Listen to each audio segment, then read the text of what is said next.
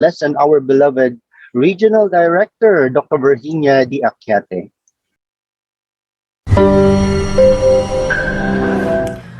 Our dear registrars and liaison officers who are with us today, our CHED NCR family, the technical team led by Miss Liza Libertine Magana, the OIC Chief Education Program Specialist, and the administrative staff led by Miss Regina Fortes, the Chief Administrative Officer.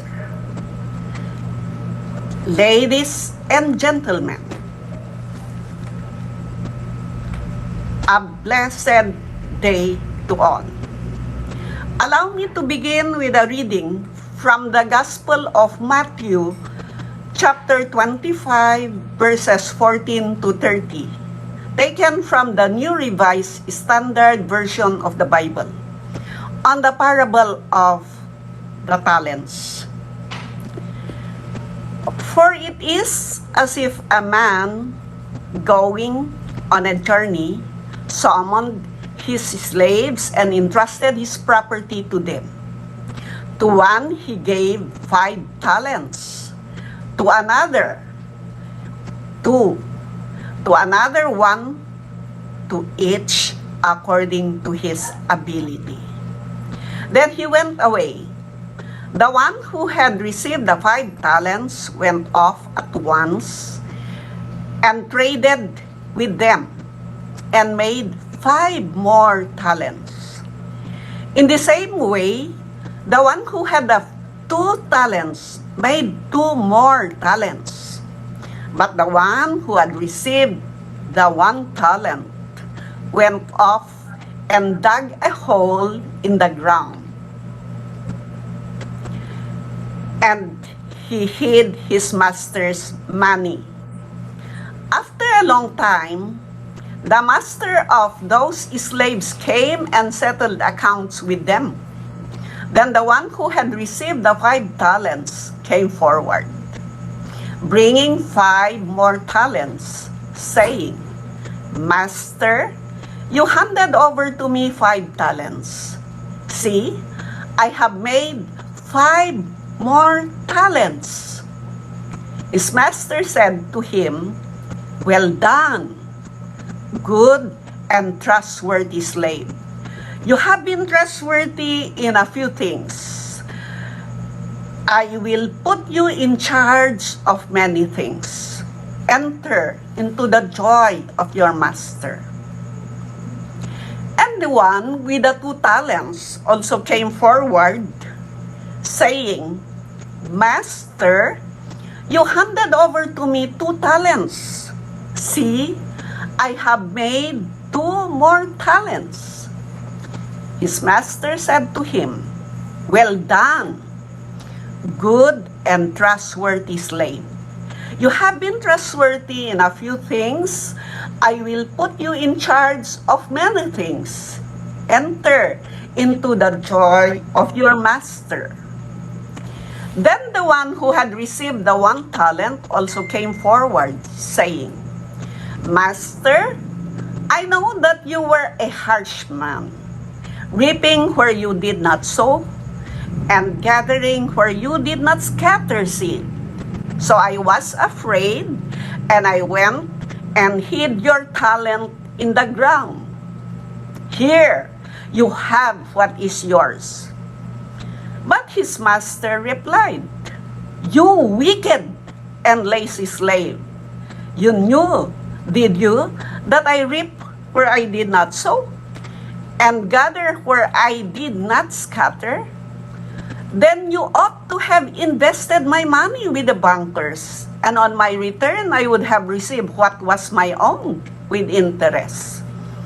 So take the talent from him and give it to the one with the 10 talents.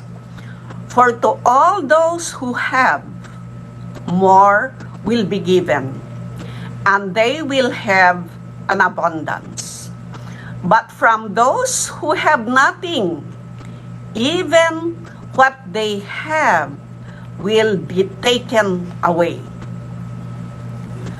As for this worthless slave, throw him into the outer darkness, where there will be weeping and gnashing of teeth. Of the numerous facets and inspirations of the parable, one that it aptly describes is that of the traits of a great custodian.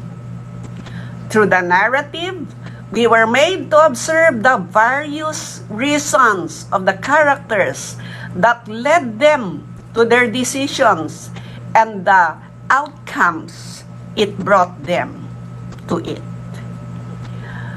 Looking at it more closely, we are also being reminded that with opportunity comes responsibility. Among the stewards, one has proven himself to be trustworthy and faithful, thereby earning the favor of his master, proving himself to be indeed a steward in its truest sense. It can be construed that not because the steward would want to please the master per se, but because he did what he had to do and deciphered with astuteness what he ought to do. And it goes without saying that he served his master rightly. Similarly, we can relate to the predicaments of the steward, inasmuch as we are also stewards, only that in a different manner. We carry with us tasks and responsibilities that entail good sense of judgment and decision making. All this in the call of service to our institutions and stakeholders. Now, let us put on spotlight our dear registrars. As I aptly entitled this message, The Great Custodian. It follows that you are no less important as an arm to a shoulder and a fruit to a tree. We can go on and on with the essentials of your office and the person, but allow me to elucidate with everyone the wisdom behind this concept. Indeed, you are a custodian, not just an ordinary custodian, but a great custodian. In your office is the repository of chronicles of the lives of each of the students that journeyed the hallways of your august institutions. Every paper, every sheet, every document that rests on each of the individual envelope and folder is a silent story of the dream that each student pursued. A well-curated testament of diligent work done. Along the way, you go through policies and guidelines governing each program to ensure that the students and the school community are well guided. Today, in this installment of Talakayan series, we are once again coming together to engage in sharing and discussing relevant issues to our office and our functions. We shall tackle concerns that will help us understand better matter and operations and disposals of duties as well as schedules pertinent to our calendars. With that, let us all work together and padyak towards better service to our stakeholders in the midst of pandemic. Thank you very much, my friends. God bless. Keep safe. Mabuhay tayong lahat.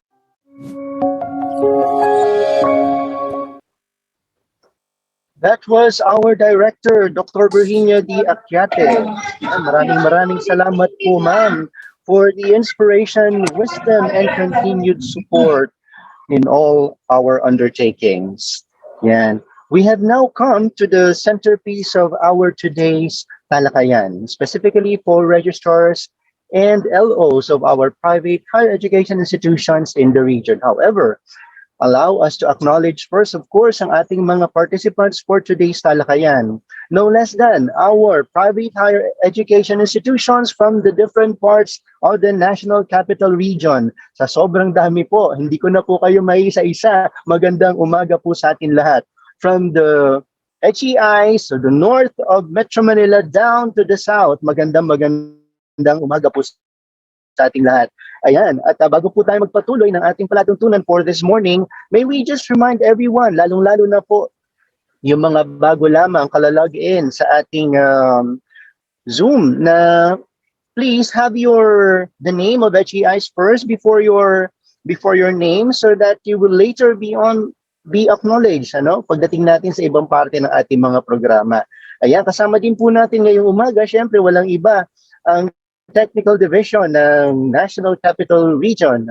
Sa pamumuno ng ating OIC Chief Education Program Specialist, Ma'am Liza Libertine L. Magana, ang Administrative Division led by no less than Ms. Regina B. Fortes, ang ating Chief Administrative Officer, ang ating tech team, na pinapangunahan ni Ms. Rowena Malabanan, gayon din ni Ms. Jen Cafino at lahat po ng supervisors na kasama natin ngayon. And not to forget, of course, ang host, education supervisor natin for this particular talakayan, Ms. Edita A. Paragas. Magandang umaga po sa ating lahat. You are with us at the HEI Talakayan series for the registrars and LOs. Today is again Sunday, Thursday, July 15, 2021. Now we proceed with one of the highlights of our today's talakayan, the enhanced guidelines on the issuance of special orders for students of HEIs which are not exempted from securing SO. Let us all welcome our OIC Chief Education Program Specialist, Ma'am Liza Libertine L. Magana. Yes, good morning to everyone. Maraming salamat po for attending our talakayan this morning, and we are so happy to see everyone here. Although we're just in the virtual setting, but I know that you are all excited as we are. Kasi po, this is another meeting, di ba? Every year nagkakaroon tayo ng conference with our beloved registrars and liaison officers who are very supportive with all the projects and programs of the Commission. Kaya kami po ay excited talaga that every year we are having this talakayan dahil at least meron tayong opportunity to discuss our issues and concerns and be able to come up with very good plans and even decisions on how we are going to implement our programs and also yung ating mga processes. So let me start by sharing my slide. Kaya lang ayaw akong i-share ng slide. Ito po. Ayan. Okay. Nakikita po ba? Yes, ma'am. Yes, ma'am. Yan. Okay, so we are going to discuss some of the processes that we are doing with CHED, particularly on the issuance of SO. So ang ating pong basis for this one is we have issued the CHED Regional Memorandum number 20, series of 2021. I know all of you have received already the copy of this regional memo because we have sent that to your emails 2 weeks ago. And I'm pretty sure that you have already read it. And I know marami po kayong questions or merong clarification siguro regarding this matter, but we will have time for that later during this conference. We will be thrashing out or discuss kung ano man yung mga needs for clarification. So for now, we are going to discuss the enhanced guidelines on the issuance of special order for students of HEIs which are not exempted from securing special order. So our legal basis for this issuance is actually from our CMO number 40 series of 2008, particularly in Article 13 of Section 110 of the Manual of Regulations for Private Higher Education Institutions. And also for our CHED Administrative Order number 1 series of 2012, the Handbook of CHED Regional Office Operations. So we are going to focus on the application of issuance of SO or the special orders. So ano ba yung mga supporting documents na dapat natin sinasubmit? As you all know, we have implemented several revisions for the submission of documents kahit ng mga nakaraan pa, no? But here we have already laid out all the things that you need to submit para po clear sa ating lahat. Particularly for the private higher education institutions who are not yet exempted from the issuance of SO, the supporting documents that you need to submit are the following. So, the fully accomplished routine slip na binibigay po natin sa inyo para po i-process natin ang inyong SO. But aside from the accomplished routine slip, you need to submit also an application form that is already notarized. So before you are submitting an application form na hindi pa notarized, now we are going to implement na dapat po ito ay notarized na. But of course, maximum of 10 students per form that is signed by the registrar and attested by the authorized school official. Aside from that, we will also require the Form 9 signed by the clerk, clerk evaluator, and certified by the registrar or the assistant registrar. So we will be issuing a template. We will be issuing another memo to provide you the templates of all the forms that we're going to implement para po mas madali po para sa inyo. Okay. So other documents that you need to submit are the copy of the CHED approved noted curriculum that is being implemented or has been implemented to the students being applied for SO. Also, the copy of the checklist of evaluation duly signed by the registrar based on the approved program curriculum per student being applied for. There will also be other documents or supporting documents that may be required by the evaluator as they evaluate the documents that you have submitted as the need arises. Okay. So for the foreign students, here are the documents that you need to submit when you apply for their SO. Again, the fully accomplished routine slip for the processing of SO and also the notarized application signed by the registrar and attested by the authorized school official. Aside from the two, you will also be submitting the notice of acceptance, the certificate, the certified copy of their passport, the iCard or the visa. So, chine-check din po natin kung anong type of visa ang meron sila. And then the CEA or the Certificate of Eligibility for Admission for Medicine or Dentistry Program and the approved transfer or extension. Just a reminder that all graduating students shall be applied for SO at least 60 calendar days before the end of their last term or semester. So pwede na po kayong mag-submit. It's in the MORFE that you can submit their SO even if they have not yet conferred with a degree, but they are already graduating students. So 60 calendar days, you can now submit your application for SO. Ang ano po natin dito kasi is to prevent also the delay. Kasi nga po yung iba, kung kailan magbo-board exam na, saka pa lang nagsasubmit ng SO nila. Or kung kailan gagraduate na sila or kailan naaalis na sila, saka pa lang ninyo i-apply ng SO. So, we are giving you already the leeway to submit the application for SO even before they have graduated. So, 60 calendar days before the end of the last term, you can already submit the application for SO for your students. Okay. So for autonomous and the regulated HEIs or those institutions that have accredited programs, so in lieu of the issuance of SO, here are the documents that you need to submit. No? Copy of the certified a copy of the certificate of accreditation for programs with accreditation. So kung kung ina-apply ninyo na program kung yung program ninyo ay accredited already, you just need to submit a copy of the certification. Ano lalagyan yung pangalan ko ng, If you have questions later po, pwede po natin i-raise yan during the open forum. So, yeah, i-present lang po muna natin yung ating documents to be submitted. And then, aside from that, aside from the certification, you will also submit the alpha list, o ito po yung alphabetical list of graduates by degree program.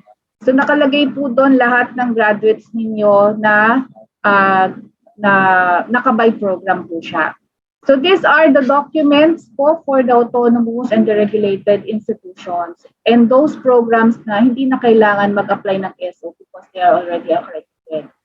And lastly, the certificate of under oath signed by the registrar that the students have complied with all the requirements of the commission and that the students were conferred with their respective certificates or degrees on the specific date and they have already completed scholastic records on file in their institutions. And lastly, they have their Form 9 in the records of the institution. So lahat po yan isa-certify ng ating registrar. It's also a notarized copy. And just to remind you that this should be submitted 2 weeks after the graduation ceremony. So dapat po nakapag-submit na kayo yan 2 weeks after the ceremony. And now for the late application for issuance of special orders. So late meaning, ito po yung mga hindi pa ninyo na nasa-submit sa amin for the issuance of SO. We are giving you at least 1 year or the most maximum of 1 year para po hindi natin ma-consider late. So if you have submitted your application after 1 year after their graduation, then it's already considered as late application for issuance of SO.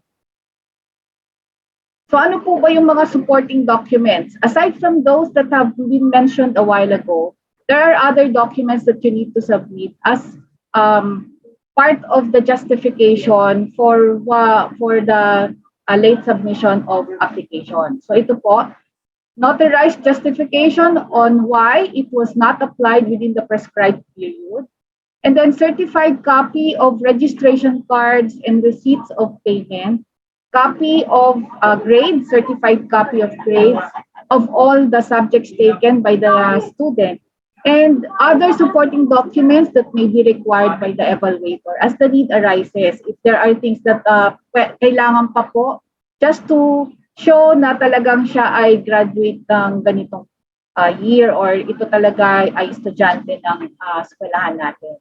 So yan. So if ever po, I discourage you to submit your application late so as not to submit additional documents para kung ano lang po yung required natin in the previous slides that I've mentioned, yun lang yung isasubmit natin. And also to prevent further delay of the application of SO, or the issuance of the SO of your students. So what is our timelines for the submission of enrollment list? So why do we need to submit the enrollment list? Because this is very important when you apply for SO. It's the basis po ng ating office to determine if the student is really a student of your institution, if he really enrolled in that period. So ano ba yung mga dapat nating tandaan in terms of the timelines of the EL? So all institutions or higher education institutions are required to submit hard and soft copies of the enrollment list. And this should be submitted within 45 days after the last day of enrollment. So kailangan po natin tandaan na dapat nagsasubmit tayo kasi the reason why nade-delay din po ang inyong, kahit ang inyong CAV, pag nag-submit kayo ng application for CAV, hindi po natin ma-validate kagad kasi nga po nahihirapan din kami mag-trace back, especially kung hard copy lang po yung sinasubmit natin. Because we want to have it digitized medyo matagal lang po kasi mag-digitize, hindi na, lalo na pag wala kayong sariling soft copy na binibigay sa office namin. That is why it's very important that you submit not only the hard copy but also the soft copies of your enrollment. And also, we will be, if ever there will be late enrollees, we are giving you a grace period of additional 15 days from the 45 days na deadline natin.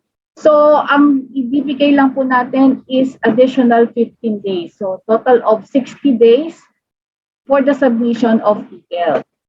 But if beyond that, we will no longer be accepting your late application for EL.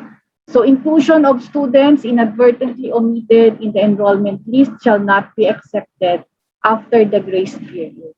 So tandaan po natin that we have only 60 days to process all the enrollment list ng ating mga estudyante.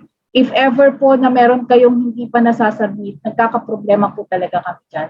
Marami tayong instances na palaging merong inadvertently omitted, and we would like to prevent that from happening already. Kasi mahirap po para sa part namin because we are only keeping the records for 5 years.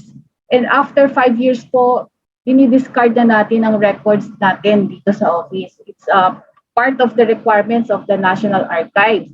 So if ever you are submitting enrollment list beyond the 5-year period of the National Archives requirement, then we cannot really ayusin, hindi na natin maaayos yung mga yung documents na meron kayo na nasa amin because we have already discarded that. So mahirap po mag-adjust, mahirap po natin i-annotate or ayusin yung ating mga documents if you are submitting yung mga enrollment list ninyo beyond the grace period. So it's important that you submit on time. So applications with incomplete requirements, including the enrollment list, will be automatically disapproved. So pasensya na po kayo. We would just like to put system in our processes. So if ever you are going to submit enrollment list, make sure that it's not beyond the grace period because there will be a problem when it comes to the application of SO kasi hindi po natin mapaprocess ang SO ninyo if you do not have the corresponding enrollment list for that period. And also, we are guided by our ARTA, Anti-Red Tape Act, na dapat po ma-process natin yan within 20 days. And if ever there are problems in the documents that you are submitting to the office, it will further delay the action of the office. That's why, kung napansin niyo po, we are putting system and also control measures so that we will not be violating the ARTA kasi kami naman po ang magkakaproblema pagka na-violate natin yung ARTA. So ang target po namin is we process your application for SO within 20 days, 20 working days para po masunod natin yung provisions ng ARTA. So we are really asking for your cooperation para po tayo ay magkaroon ng mas mabilis at mas maayos na sistema for the application and processing of your SO. Okay, so just a reminder that all the previous CHED NCR issuances pertaining to the application for the issuance of SO that are inconsistent with this memorandum are deemed repealed upon the effectivity of this memo. So the memo was issued in first, I think it was July 1 or July 2. So after 15 days, ito po yung effectivity ng ating issuance ng memo, of this memo. So maraming salamat po for your comments or for some clarifications. We can discuss that during the open forum. Maraming salamat po. Thank you very much. That was our OIC Chief Education Program Specialist, Ms. Liza Libertine L. Magana. Ayan po, kung meron man po tayo mga katanungan and other inquiries, we shall have that accordingly doon sa atin pong open forum later. Ayan. So before po tayo mag-proceed to the next aspect of our talakayan series, you are with us at the CHED NCR HEI Talakayan series for registrars and LOs. Today is Thursday, July 15, 2021. And also, may we remind once again everyone na lalo na po yung mga bagong pasok na pakilagay po yung HEI natin before our names para po later on we will be properly recognized and acknowledged. Ayan po. So from here, we proceed with the certification, verification, and authorization. This will be shared with us no less than by our records officer, Ms. Karen Marara. Take it away, Ms. Karen. Hello po, good morning. Good morning everyone.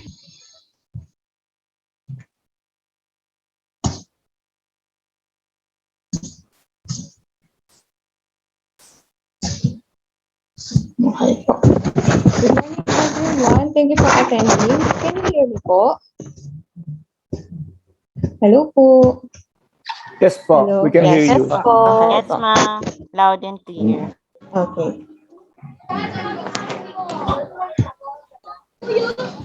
Okay, so after discussing the memorandum, here are some common concerns po no, ng records unit. So this is somewhat a reminder lang po for everyone. First up, next po. Ayan, submission of soft copies of CAV master list application. Since we are the HEI representative po will be the ones applying for SO, you can email or through flash drive, you can give us po the soft copies ng master list ng inyong CAV application. So if you need format, we can provide one naman po. Next po. Next po. Ayan. We are requesting a readable copy of transcript of records and diploma. Ito po ay to avoid corrections in the future. Kapag po kasi na-reject, we need to apply for another CAV. Next po. Next po. Units earned in both undergraduate and graduate levels. The total number of units must be indicated in the transcript of records or in the certification. So if nasa transcript of records na po, no need na po for the certification. But most of you po are issuing another certification po, no? Kapag undergraduate ang ating application for CAV. This is to avoid corrections rin po kasi pag kami po ang nag-compute, baka po may hindi kami masama na credited unit. So, we are requesting po na paki-indicate. So, next po. This one po, we are requesting certified true copy of SO must only show the name of the concerned student for the applied CAV. So this is particularly for those requesting na i-attach po ang CAV ay ang SO po doon sa kanilang application for CAV. Pero kung hindi naman po, no need po na tanggalin or takpan yung other names po ng students in the SO. This is in accordance po with the Privacy Act. So next po.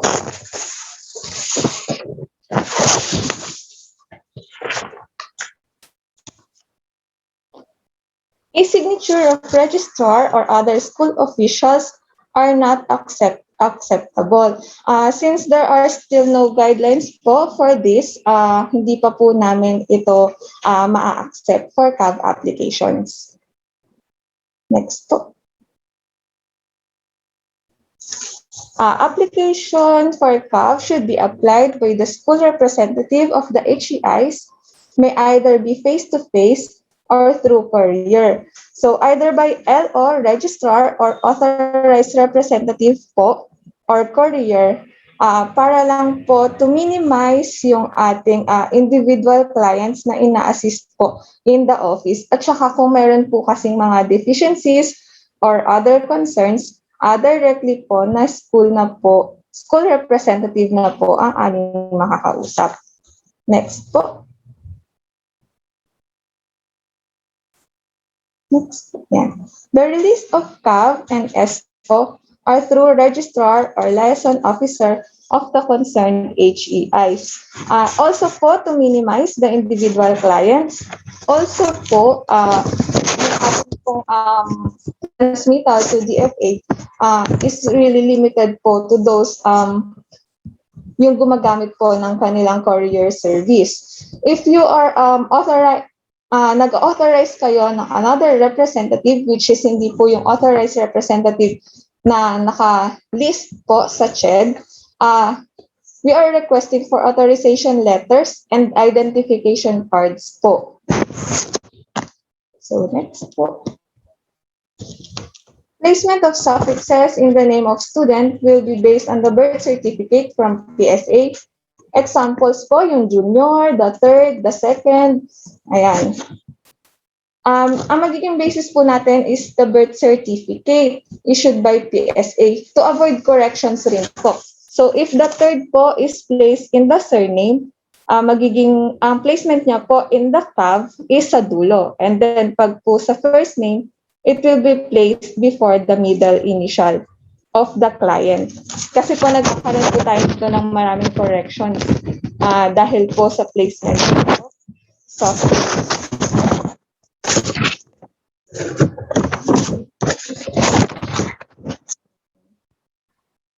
Check lang po natin yung slides.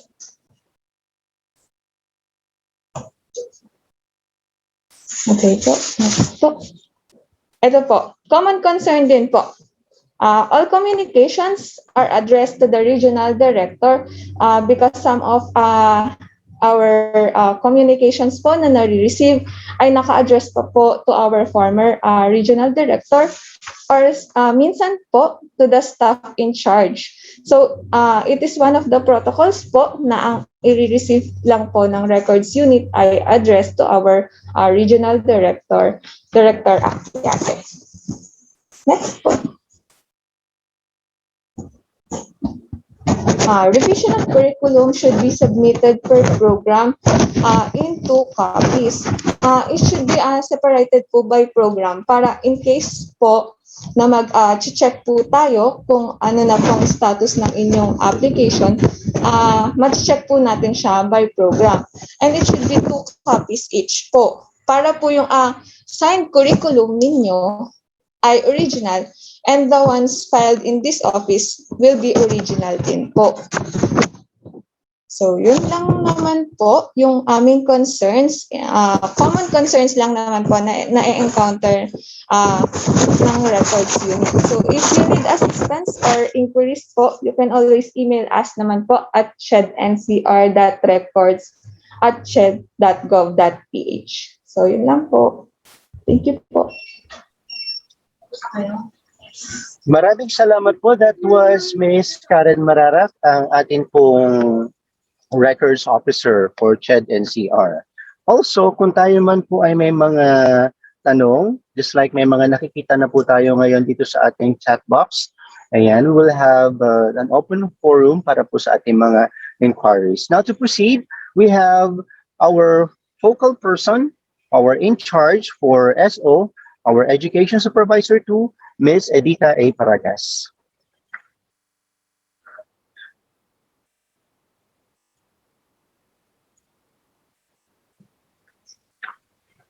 She will be sharing with us issues and concerns as regard SO, as well as frequently asked questions. Yeah.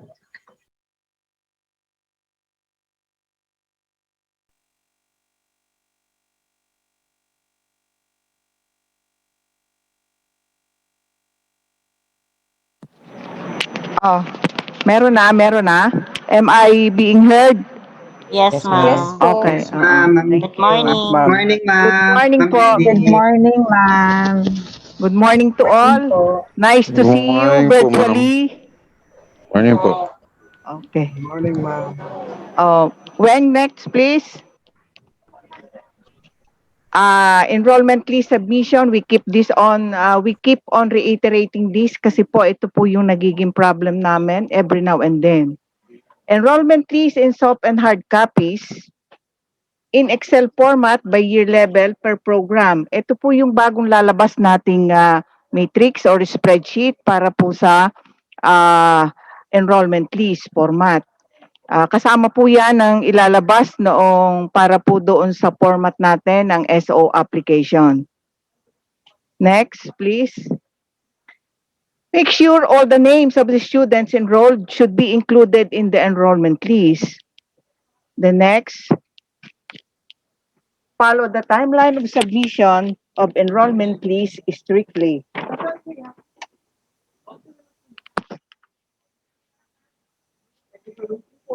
Application for issuance of SO subject for disapproval. Non-submission of soft and hard copies of enrollment list in Excel format prior submission of the application for issuance of SO. Yun pong PDF files hindi na po acceptable. Next. Incomplete supporting documents per CHED Regional Memorandum number 22 Series 21. Subject po yan sa for disapproval. Name of students not found in the enrollment list upon verification. Those are subject for disapproval. Next, please. Checklist of evaluation based on the approved curriculum of the program of concerned per student. Must have the signature of the evaluator and certified by the registrar. Credited subjects must be clearly stated, shown in the evaluation checklist, not merely attaching the TOR from the other school. Ang dapat po yung ating checklist evaluation will speak for itself. Doon po namin makikita kung ito po ay credited o hindi. And wag ho niyong hayaan kami, please. Wag ho niyong kami po don't let us guess kung ano po yung inyong credited subjects. Make it appear sa checklist evaluation. Doon po namin makikita yan. In any case na may question po kami, saka po kami magdi-deficiency. Next, please.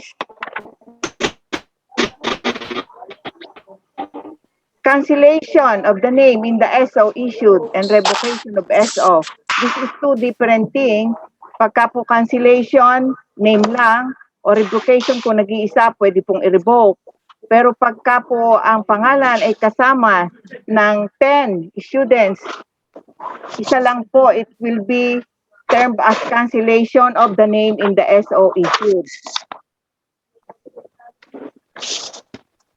Then cancellation of SO revocation must be applied first before applying for the new one.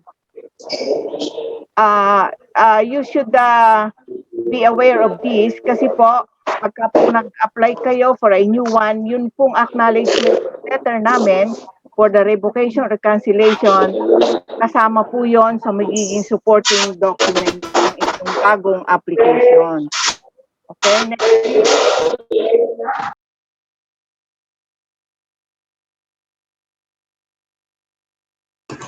Ma'am, na-mute ka, Ma'am Edith. Nawala ka, Ma'am Edith. Na-mute ka po. O, sige. Thanks. Correction of name. Correction of name of students in the issued SO or date of graduation. Submit request together with the approved correction of name. Next. No alteration of entries in the issued SO without prior approval from CHED and CR. Ito po yan, things to remember. Kami po ay makulit para dito. Sa Morphe po, CHED is a degree-granting institution. Non-degree programs like Associate in Computer Technology, Junior Secretarial, Associate in Hotel and Restaurant Management, and others will not be issued SO. Next po. All application for issuance of ESO not applied within 1 year after graduation shall be considered late. Subject na po yon sa requirement na stated sa ating memorandum. Next po, submission of foreign students data for school year 2021 using the 28-column format. Ito pong format na ito onward na. Ito po yung gagamitin natin until such time na mag-normalize tayo, na magpe-face-to-face na rin po ang mga foreign students. Make sure po na nag-submit kayo for those SEIs na may permit to admit foreign students. Make sure po nagpuan kayo. May submission kayo because yun po ay isinasubmit namin sa OSDS para po mailagay sa database ang ating foreign students. Pag wala po doon, magkakaroon lang po tayo ng problema in the near future if you will not report your foreign students. Next, submission of student affairs service learning continuity plan. Ito po yung bago na CMO8 2021 na guidelines on the implementation of flexible delivery student affairs services programs during the COVID-19 pandemic, Learning Continuity Plan or LCP, based on the CMO number 4, Series 2020 guidelines on the implementation of flexible learning. Next, submission of Learning Continuity Plan based on CMO4 2020 guidelines on the implementation of flexible learning. Ito pong LCP pangalawa ay para po sa academics. Make sure na meron na pong na-submit ang eskwelahan ninyo para po dito, and for the LCP, SAS LCP, continue po yung pagsasubmit ito because ang nasa CMO 30 days po. Within 30 days dapat po kayong mag-submit. Next po. Ito po yung correction of name. Reminder po ito. Ito po yung mga requirements. Per CHED Resolution number 075/2000, action on all requests for correction of name is delegated to HEIs as long as the change does not require court action. Number 1, the student must file the request with the Office of the Registrar following with the requirements: certified true copy of birth certificate from PSA, personal affidavit, if of legal age, or affidavit of parents, and the joint affidavit of 2 disinterested parties. Ito po kasi, correction of name, pag po may affected na pangalan sa SO na issued namin or sa enrollment list, nagbago po bigla, tapos magpapa-SO, dapat po may ganitong naka-attach na approval ng eskwelahan na for the correction of name of the students. Next po.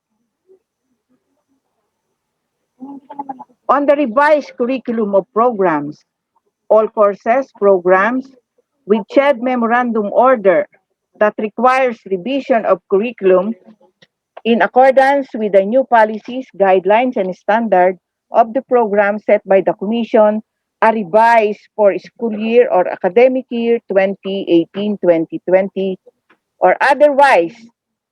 Your application for issuance of SO for students who will graduate in school year 2022-2023 will be greatly affected. Kung wala pa po, meron pong susunod na slide para po sa requirement, and kung wala pong bagong CMO ang isang program, make sure po na yun namang inyong GE, yung sa CMO 2013, which is the new general education subjects, dapat po yun ang nare-revise. Okay, next. Next, Weng. Ito po yung magiging requirements ninyo para po sa hindi pa po nakakapagpa-acknowledge ng curriculum. We are giving you until August 15 to comply with the requirements.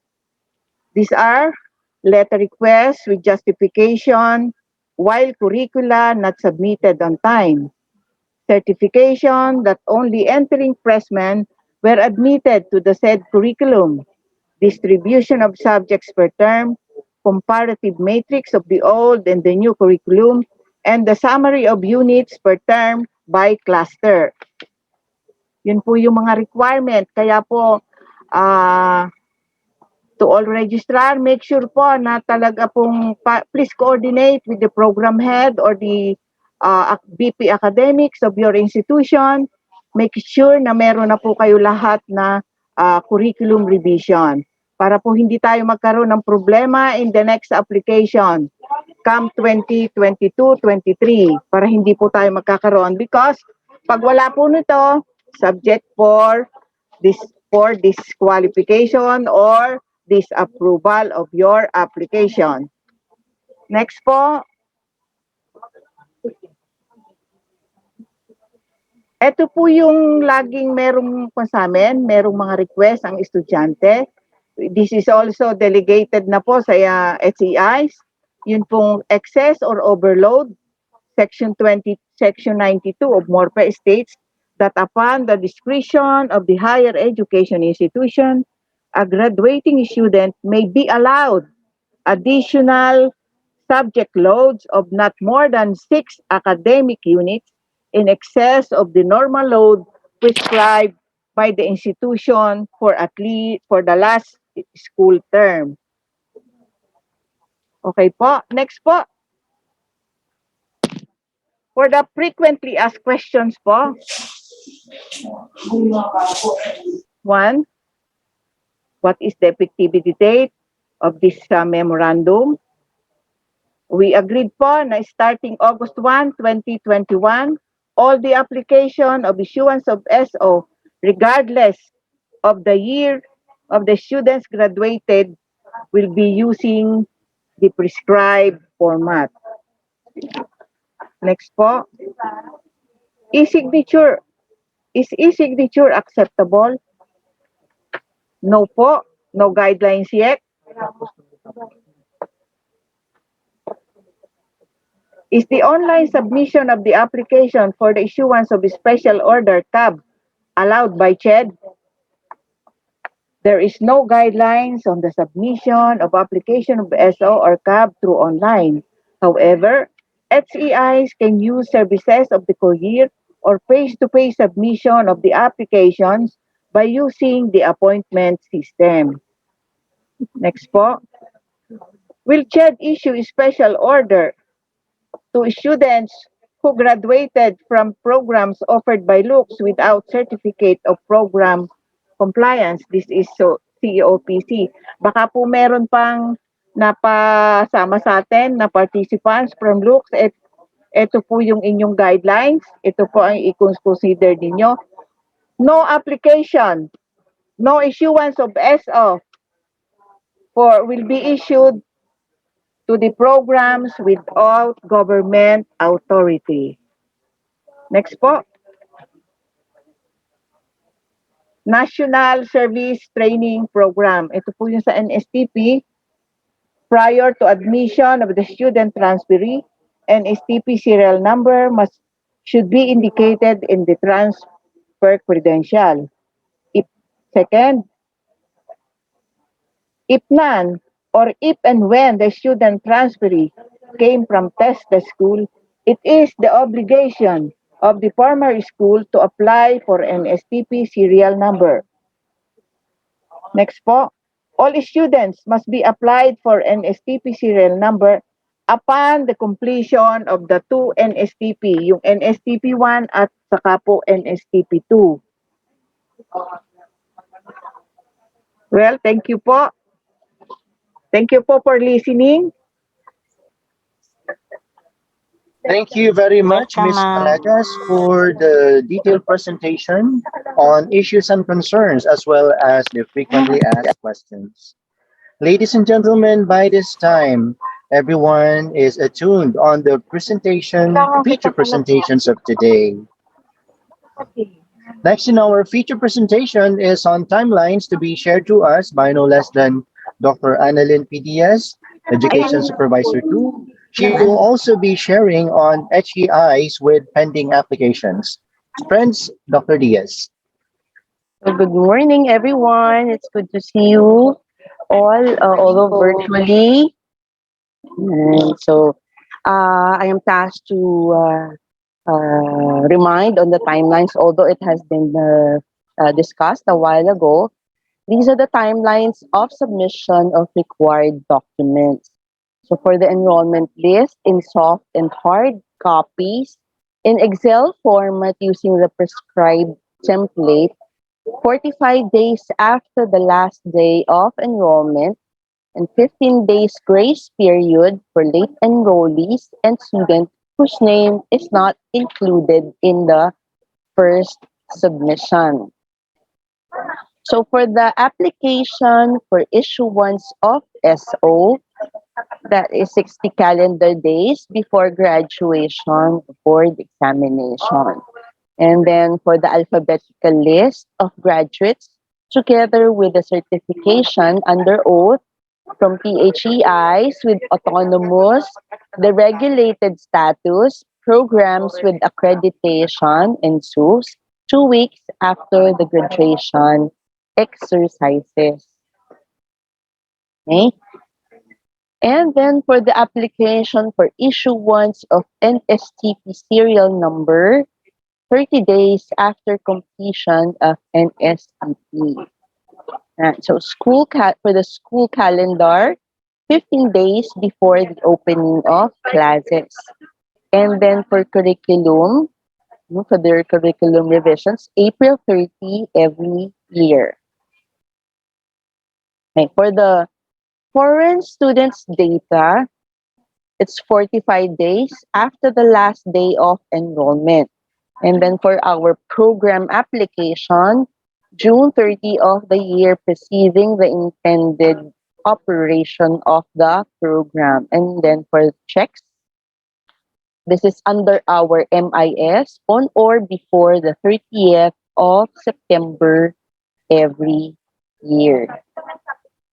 So for the composition of our special order unit, of course, that will be headed by our director, Dr. Virginia Akyate, and then our OIC steps, Ma'am Liza Libertine Bagana, and then of course, our focal person for SO is Ma'am Edita Paragas.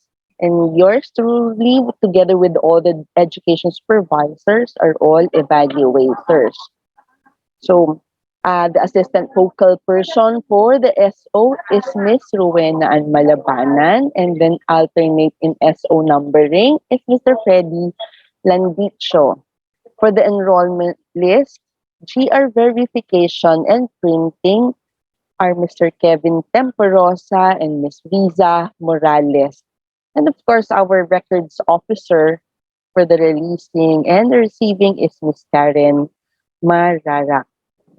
So for the education supervisors in charge of the programs, and of course the SO evaluation for the business and other related programs, Ms. Shelo Barit for accountancy and the other accounting related programs, Ms. Marife Flores for business administration, office administration, entrepreneurship, retail management, customs administration, real estate management, and public administration.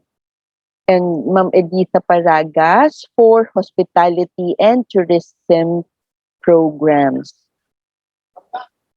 Yours truly are for arts and sciences programs, social work, agriculture, veterinary medicine, and food tech.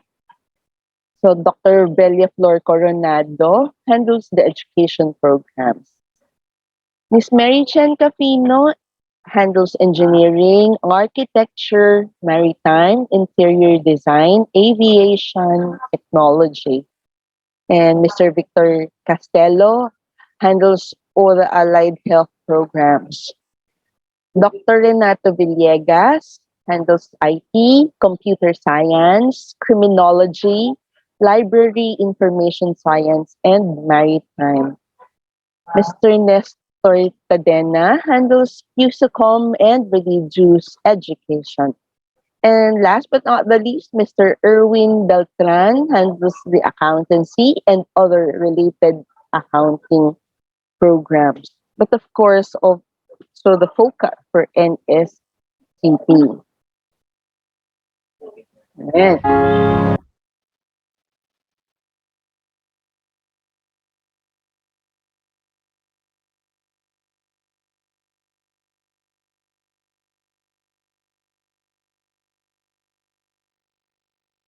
Okay. Thank you very much. God bless you all. That was Dr. Annalyn Diaz, our education supervisor, who presented to us the timelines as well as the education supervisors on the different disciplines. So from here, once again, we are at the HEI Talakayan series for registrars and liaison officers. Yan. And today is a sunny Thursday in the Metro, July 15, 2021. So para po dun sa ating mga kapapasok pa lang, tayo po ngayon ay katatapos pa lamang sa ating presentation on the timelines. Now, we would like also to remind everyone na mamaya po ipopost sa ating chat box yung ating link para po sa ating evaluation on this particular activity that we are having. Now, moving on, I believe we already have lots of queries and lots of questions na ang iba ay naririto sa ating chat box. Ano po? And for here, let us have Ms. Merijan Cafino, Education Supervisor 2, as well as Mr. Erwin Beltran to facilitate and serve as moderators for our open forum. Ms. Jen. Good morning, everyone. Good morning po. Good morning. So let's begin with some questions from our chat box. And we have the first ever question was from MAC, Ma'am Raquel Ramos. We would like to request to have a copy of this presentation for re-echoing in our school and presentation to the students for orientation. So magbibigay po ba tayo? Yes. Copy? Okay daw po. So yes po ang sagot ng ni Ma'am Edith. Next question from ADMU, Mr. Ray Reyes. The deadline for the EL is 45 days after the last day of enrollment. What school should follow if they have what should school follow if they have different enrollment dates depending on the year level of a college? Sino pong sasagot sa atin? Sinong gusto sumagot? Ate Edith, do you want to answer the question? You. Okay, sige. Yun na. If ever there are different dates of your enrollment, so we will follow what is your date of enrollment. Ang ating pong requirement is at least 45 days before or after the enrollment period of that college. So kung ano po yung schedule ninyo, we will follow your schedule. As long as you submit to us yung pong enrollment list ninyo within the time frame. Okay po yun. Next. Vanji de la Cruz din po. Good morning, sabi niya. Kindly update us regarding the requirements to be submitted by graduate studies students. Updates. Humingi po siya ng updates. Anong update yun? Anong update ang hinihingi niya? Requirements for the submission of Yes. SO? Yes po. Same thing pa rin. Students. Requirements for the application for SO for graduate program. Follow po itong memo natin with the requirements.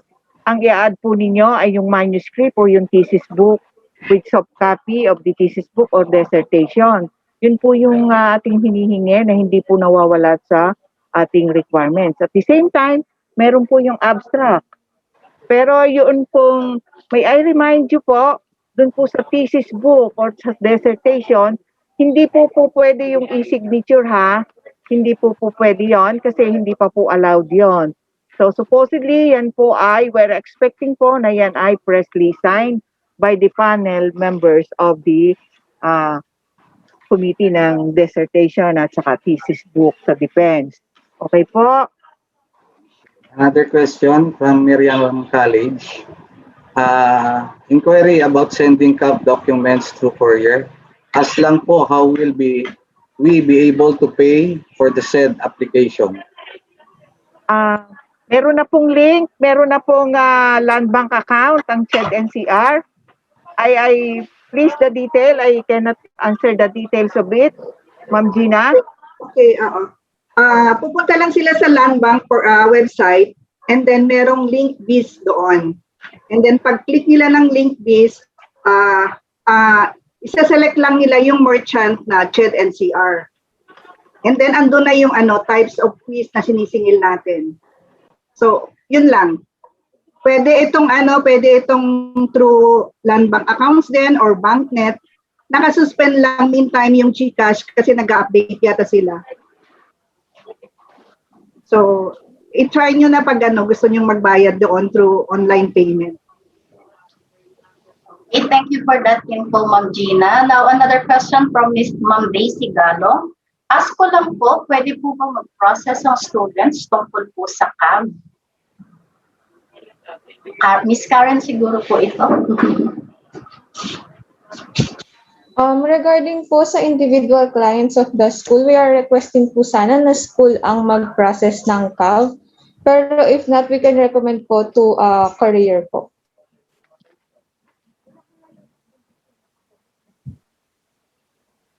Another po from Gardner. Good morning. Upon submission of complete requirements for SO application, what is the standard processing time or ilang days or months ma-release ang yung SO? Thank you so much. Chris J. S.M. Kaiton, Head Registrar, Gardner. Ma'am, sino po sasagot, ma'am? Dito.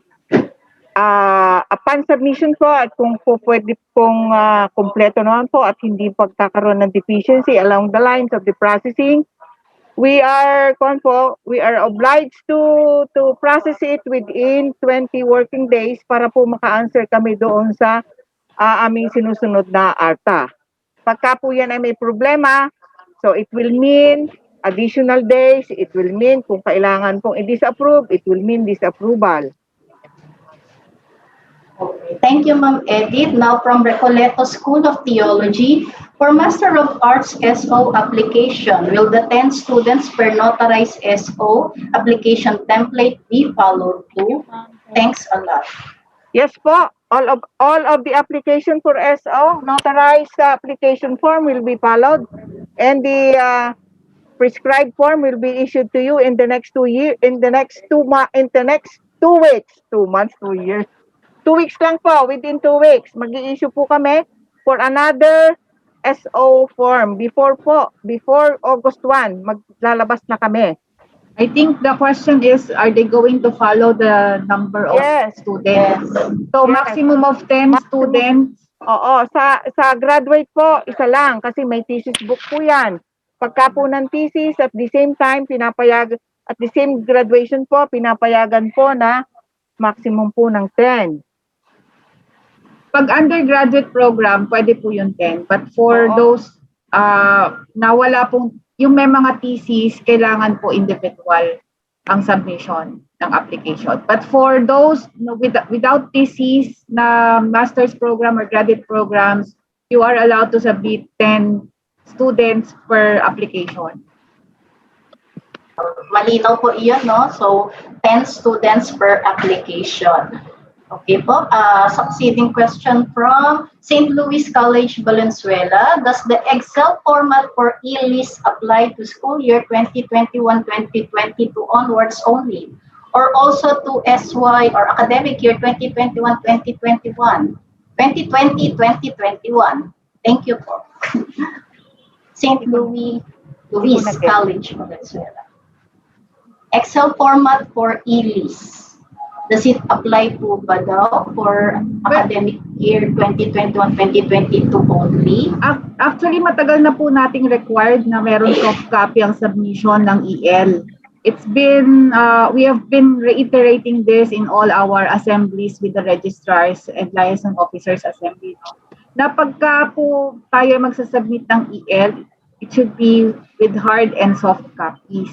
So kung ang tanong po ay applicable for this coming school year, it's been applicable for the previous years already. So dapat po naka-EL na tayo na soft copy. The template that we're going to provide will be for those na isasubmit pa lang ninyo. So kung hindi pa po kayo nagsasubmit, you will be subjected to the template. Kung magre-release po kami ng memo regarding the template so that you will be guided kung ano po yung dapat na format ng submission ng EL.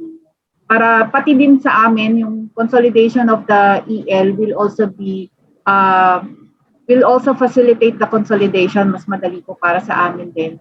And also dun sa ating pag-determine para sa graduation list ninyo, ganun din po. We will also provide the template. So it applies to all academic. Yes, yes. So next South po, okay. next na question. Let's go Erwin next. Good morning. For clarification po, we have students under the graduate school program whose last enrollment was before. Teka lang, nawawala. Ang bilis pa eh. Teka lang, pwede kong balikan uli mamaya yun. I think it's from Southville. Okay. I think the question is from Southville. Tama po ba? Okay, baka Ano pwede. yung sinasabi Bigay ko natin. na mareklamo, sir? Okay, Tapos, nireplyan ko yung email niya. Sinend ko to kay Sir Lor eh. Pamute lang po. Ang email niya, Nalalasa na email niya. nakalantad ang issue ng ibang Ang Yun. Salamat. Okay, now we have here from Asia Pacific College. Submission of the above is within 2 weeks after the graduation exercises. Yun daw po yung nakalagay sa isa sa ating reminder. So, since face-to-face graduation is not yet allowed, does this imply that the conduct of virtual graduation exercise is mandatory? Otherwise, that we cannot determine the submission of deadline. So if you have graduation ceremony, it's not mandatory to have a graduation ceremony. But if you have graduation ceremonies, then your counting will start from the graduation ceremony date. But if you do not have graduation ceremonies, and then the counting will start from the date of the last day of the term. Kasi yun na po kung kailan kayo nag-confer ng inyong degree for your students. Kasi wala po kayong graduation ceremony. Okay. From Regis Marie po, ma'am. Good morning. Ask ko lang po about online appointment. Wala po kasing lumalabas na information. Blank lang po ang schedule appointment po. Blank lang daw po yung schedule ng appointment sa online. Karen, can you answer that? Karen. Ma'am, it was referred na po to MIS, pero I think ginagawa na po ng paraan ni Melvin. Okay. We will update you po kung ano na yung status ng aming online appointment. But for now po, inaayos na natin yung system glitch. But we will be implementing still the appointment system kasi yun po yung required ng aming central office. No appointment, no entry. That's why we are encouraging you to do the online appointment. If not, then you can send your documents through courier or email po. Pwede naman natin i-email. Yung mga concerns po nila like submission of letters or communications, we are receiving that through emails. But for application of CAF and SO, still po dapat isasubmit pa rin dito. You can send it through courier or send it face-to-face. Pupunta po kayo dito through our appointment system. From St. Paul University QC po. Good morning po. May pinaprocess po kasi kami ng mga late SO application po. Around 20 years ago po yung application. Kaso ngayon lang po nag-process. What if po wala na yung ibang requirements kagaya po ng nung approved curriculum and crediting forms po? Ano po kaya ang pwedeng isubmit po? St. Paul University, Quezon City. Yes, ma'am. Apo. Actually, nag-submit na sila. Naghingi sila meron silang sulat na para dyan. And then, nasa processing na po for numbering na yung yung HRM. Except for the 2-year program na hindi na po namin bibigyan ng SO. At the same time, yun pong isang special order ng HRM, nagkaroon pa po ng problema when it comes to recommendation and the last term is specified in the SO format, in the SO form. At the same time, naghahanap pa po ako ng inyong program ng BA with Secretarial Science at hindi pa humalinaw sa MIS namin because this is way back po 1972. Hindi po klarado sa aming MIS. And hindi meron man po doon na nakalagay na Bachelor of Arts pero wala pong specified na meron pala kayong offering under Bachelor of Arts na Secretarial Science. So, i-clarify pa po namin itong mabuti. And ma'am, yung pong taga St. Paul, pakikuha po yung original copies ng documents ng estudyante in my custody. Kasi po, baka po mawala iyon. Systems Plus QC, sabi niya pwede po bang mahiwalay daw ang liaison officer schedule of appointment? Hiwalay naman yun. Actually, may separate na po na category for LO. And then, para po sa may mga urgent na kailangang i-submit, we can accommodate po, pero through email po muna para po mabigyan natin sila ng schedule. Medyo ano lang po tayo, we are really challenged with this pandemic. No? We cannot, even if we want you to come to our office dahil namimiss na namin kayo, we cannot accommodate all of you because of the restrictions also of the building. Kaya po talaga we are implementing the appointment system. And we are really encouraging you to submit online, lalo na yung mga hindi naman kailangan i-submit ng face-to-face, yung mga communications and other things.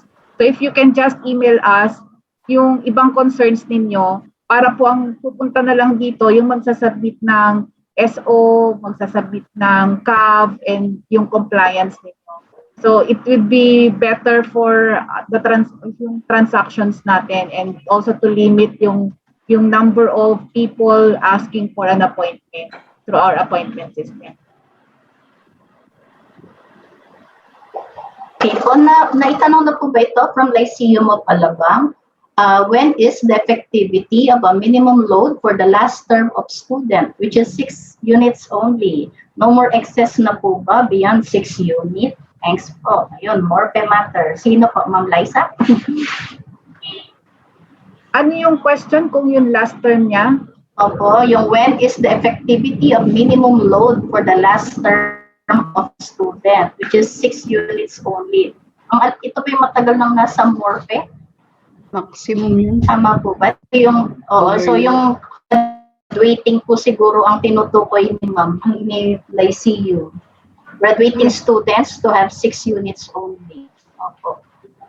Yung pong, no more no more excess na po ba beyond 6 units?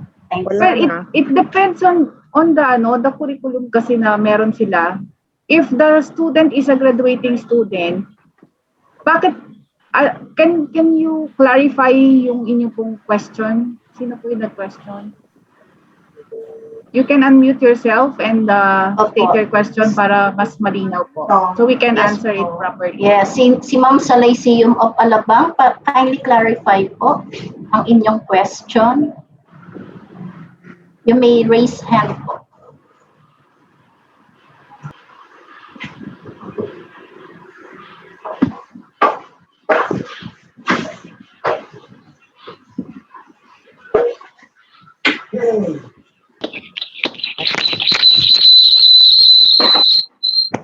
Hello, good morning po.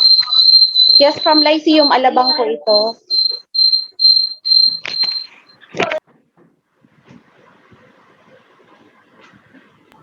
Switch off lang po ng isa pang audio sa paligid. Nagpi-feedback po.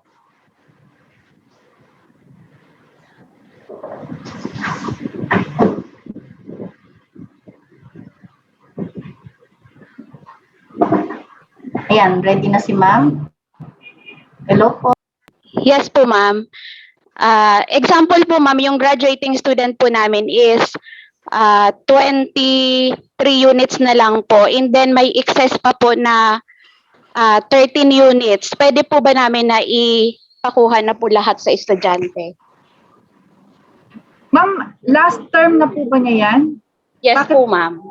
Bakit parang ang dami yata niyang subjects? If it's 20, ilan po yung regular? Returnee, example, ma'am, returnee po yung estudyante. Tapos may binalikan lang pong mga subjects sa old curriculum po namin.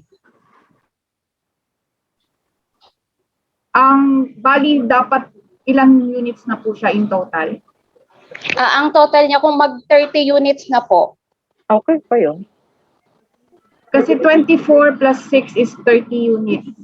It depends. Ang ano po kasi dyan, it's actually it's your decision. The school can decide on the number of overload kasi po delegated na rin po yan sa inyo. Ang inaano lang natin is kung yung bang number of units niya on the regular semester plus 6 units po, yun po yung maximum natin. So, if on a case-to-case basis, like for example, yung estudyante ninyo, if you think pwede naman siya, kaya niya yung load na more than the 6 units, kasi 13 units, diba? Ang kanyang excess based on the regular load in the curriculum. So you have naman po the discretion, especially if it's a graduating student, para hindi naman po siya ma-burden din kung mag-enroll pa siya ng another semester. As long as ano po yan, kung 30 units lang, kasi kung sobra-sobra naman, baka instead of matulungan natin estudyante, lalo siyang hindi makapasa sa mga subjects niya. So, nasa sa ano po yan, sa school. Opo, sige ma'am. Thank you po. May I speak then? May I speak po regarding that particular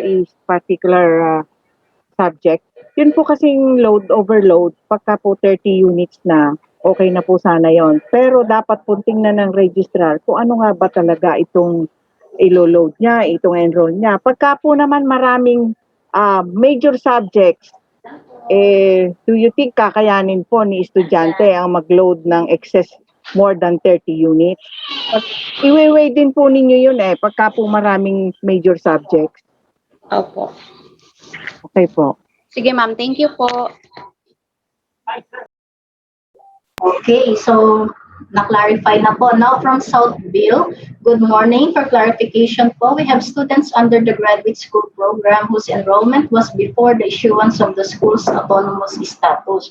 However, they finished their academic requirements and graduated during the time when the autonomous status of the school was already implemented. Will we still process them for special order number? Thank you so much. Ayan, Ma'am Edith or Ma'am Liza. Ma'am. Sige po, I will answer that question. It's part of the privilege of an autonomous institution not to apply for SO. It's a privilege. It's one of your benefits. So the school may decide whether to have the student enrolled or apply for SO or not. Depende po yan kung gusto niyo. We can still accept application for SO even if you are autonomous. But it's not mandatory kasi nga po, you have the privilege not to apply for SO. That is one of your benefits. So if you want them not to apply, then you may invoke your benefit as an autonomous institution. But if you still want the student to apply for SO and have their SO numbers, then you may still submit their application. Okay po, so malinaw, it depends on your decision. So pwede po, since the students inabot ng ating autonomy, you may use the benefit, or if you prefer not to use it for them, okay lang din po. All right, next from another question from Ma'am Daisy Galong. Applicable na po ba yung SO for academic year 2020-2021 sa bagong template na naka-notarize? Sino po ang sa ating panel ang sasagot? Wala ba si Ate Edith? Nawala si Ma'am Edith. Okay. So, sige, I will answer the question. Okay, Ma'am Liza. That's the reason why we have the effectivity in August 1. Yung pong effectivity ng ating i-apply po natin itong memo August 1, not academic year. Kasi we know that the ending of the academic year for 2020 and 2021 is within this period. So kasama na po yung ating graduating students for this second semester of 2020-2021 dun po sa ating requirement ng notarized application. So kasama po siya. Another question po from Institute of Formation and Religious Studies. Sa thesis sheet po, how many readers are required po? Thank you po.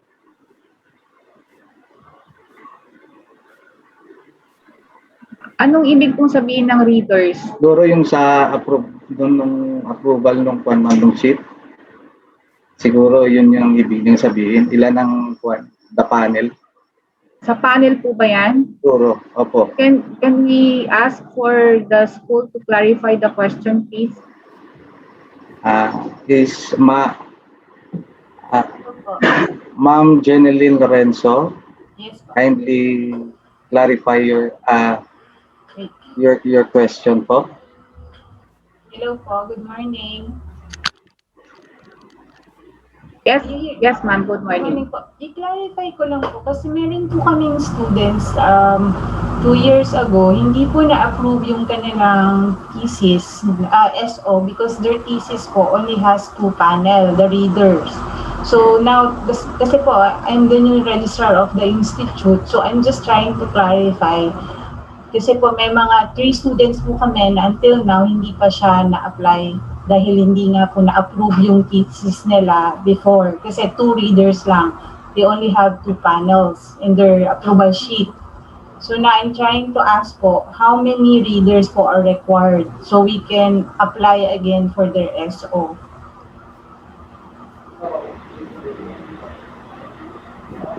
Tamang ang naging reason dyan is because dalawa lang yung panel ninyo. Opo. Yung 3 pong previous po na students na disapprove po kasi dalawa lang yung kanilang readers o yung panel po. This time po, yung mga in-apply ko po for SO, 3 po yung readers nila na-approve naman. So, that's po my question kasi we have to track back po at ang mga students po kasi ngayon is nasa Vietnam na.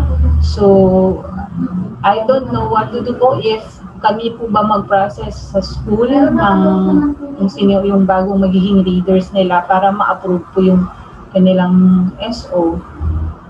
Ma'am, do you have an existing guidelines in your institution kung ilan ang dapat na panel members nito? Kasi po, based po dito sa mga approved na SO and thesis book po dito, before is they only have 2. And then, 3 school years po ago, meron pong mga students na hindi na-approve. Kasi daw po, ang note po dun sa SO po na form is lacking of 1 reader dun sa OPAN. Opo. Lacking of? One panel reader. Po dun sa 1 reader or panel dun sa approval sheet po nung kanilang thesis book. So, gusto ko pong maklarify para po maset po talaga namin yung guidelines ilan ang leader. Kasi po this time, wala po ako nagiging problem dun sa mga approval ng SO. Pero yung problem ko po, late na po yun na i-apply ulit. Kasi po 3 years ago na eh. So ano po yung pwede ko pong magawa doon? Ay, sorry, late ako pumasok kasi tinawag ako ng director. Hindi ko Okay. Ang question is, ano ba yung policy natin ng number of readers since yung kanilang application before, dalawa lang ang reader or the panel, dalawa lang yung panel members and na-disapprove siya. So, do we require really yung number of panelists as per our guidelines?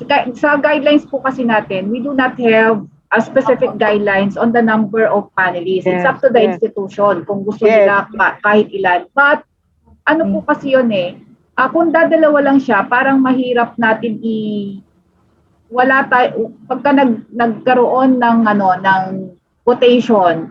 Opo. Kasi dapat usually add number. Add number po yung natin para hindi sila mag 50-50. Kung dadalawa lang kasi yan, parang 50-50 po yung chance of passing or disapproval of the thesis paper. So, ano po talaga, dapat po add number. So, if you only 2, dapat at least 3. Ang nandyan po kasi sa approval sheet is yung dalawang panel and then yung dean. So, ang problem ko po this time is ang mga student ko na yun is bumalik na sa country nila. So, do we need po to ask the student po to ulit, parang i-edit at mag-ask po uli ang dean ng another reader para lang po magkaroon sila ng SO, may i-apply sila ulit. So that's one reason po kaya na-disapprove po yung kanilang application for SO. Problem po is wala na sila dito. Ma'am, siguro it's within the institution na po ang decision yan. As long as you comply with the requirements of CHED na magkaroon po kayo ng more than 2 na panelists in your yun sa mag-a-approve po ng kanilang thesis. Sige. So you may decide on that already. Okay po. Thank you po. Ma'am, if I may give input doon sa concern. Okay, Teng. Doon sa question regarding to the number of panelists, actually it's a more common term na mga panelists po yun. Siguro dahil yun ang nila, ang terminology sa school, mga readers. Ayan po. In addition doon po sa ating sinishare ngayon, importante po siguro we can go back kung kayo po ay bagong registrar, can go back dun sa mga policies na regarding that, yung guidelines pagdating sa mga defense or presentation ng paper, na tingnan po natin kung baka naman talagang hindi siya talaga dalawa, baka 3 naman, hindi lang natin nakita. Kasi po normally sa panel, yung 3 na yon, isa doon is umuupong chair of the panelists. Kaya basically, ang bilang nun talaga is 3. If the dean in the capacity of a panelist ay nandoon, bilang po siya. However, normally po hindi natin kasama si dean as panelist. Bukod po talaga yung number of or mga personalities who will serve or who serves as panelist. So something na ganun po. Maybe I would say na you can go back to your institutional policy tungkol dyan para po mas klaro tayo doon sa anumang meron kayo. Kasi po, actually, 3 years ago lang po siya nagkaroon ng problem. Based po sa mga records po na nakita ko po. So kaya even po yung new dean po namin that time is nag-wonder din kami. Kaya, pero this time po is ni-require na talaga na 3 panelists po yung mga nagtitesis writers. So kaya po gusto kong maklarify if meron pong guidelines from the CHED for the panelists. Yun lang po. Thank you po. Thank you. Ms. Chen, nag-raise ng hand ang Kiati at saka isang Ms. Sherlita Doydoy. Okay po. Paki-on po ng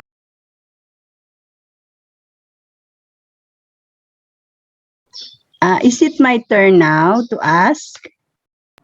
Sige po, ma'am. Okay. Kasi I heard a while ago, for late application, yung for the SO, no? For late application, it says here na we still have to submit, wait a while. we still have to submit certified copy of grades and evaluation record. Other than the ones required for regular application, di ba nakasama na yun dun sa first requirement?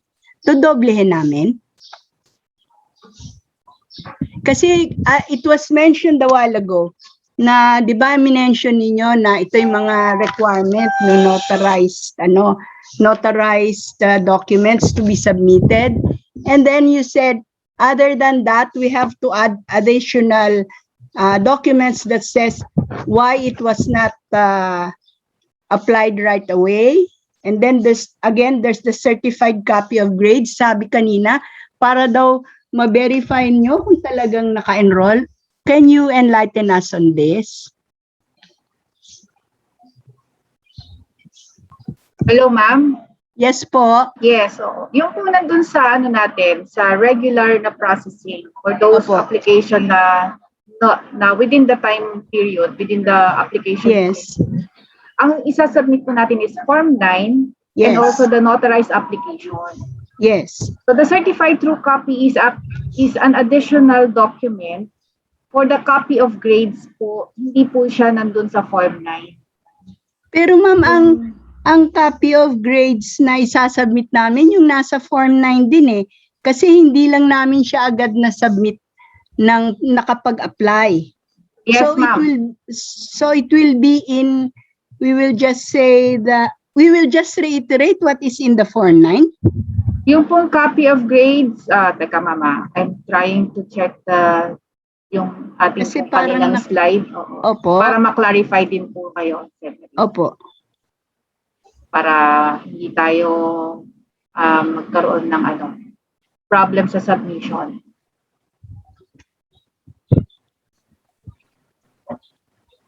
Kasi po yung sinabi natin dito sa requirement is copy of grades of all subjects taken.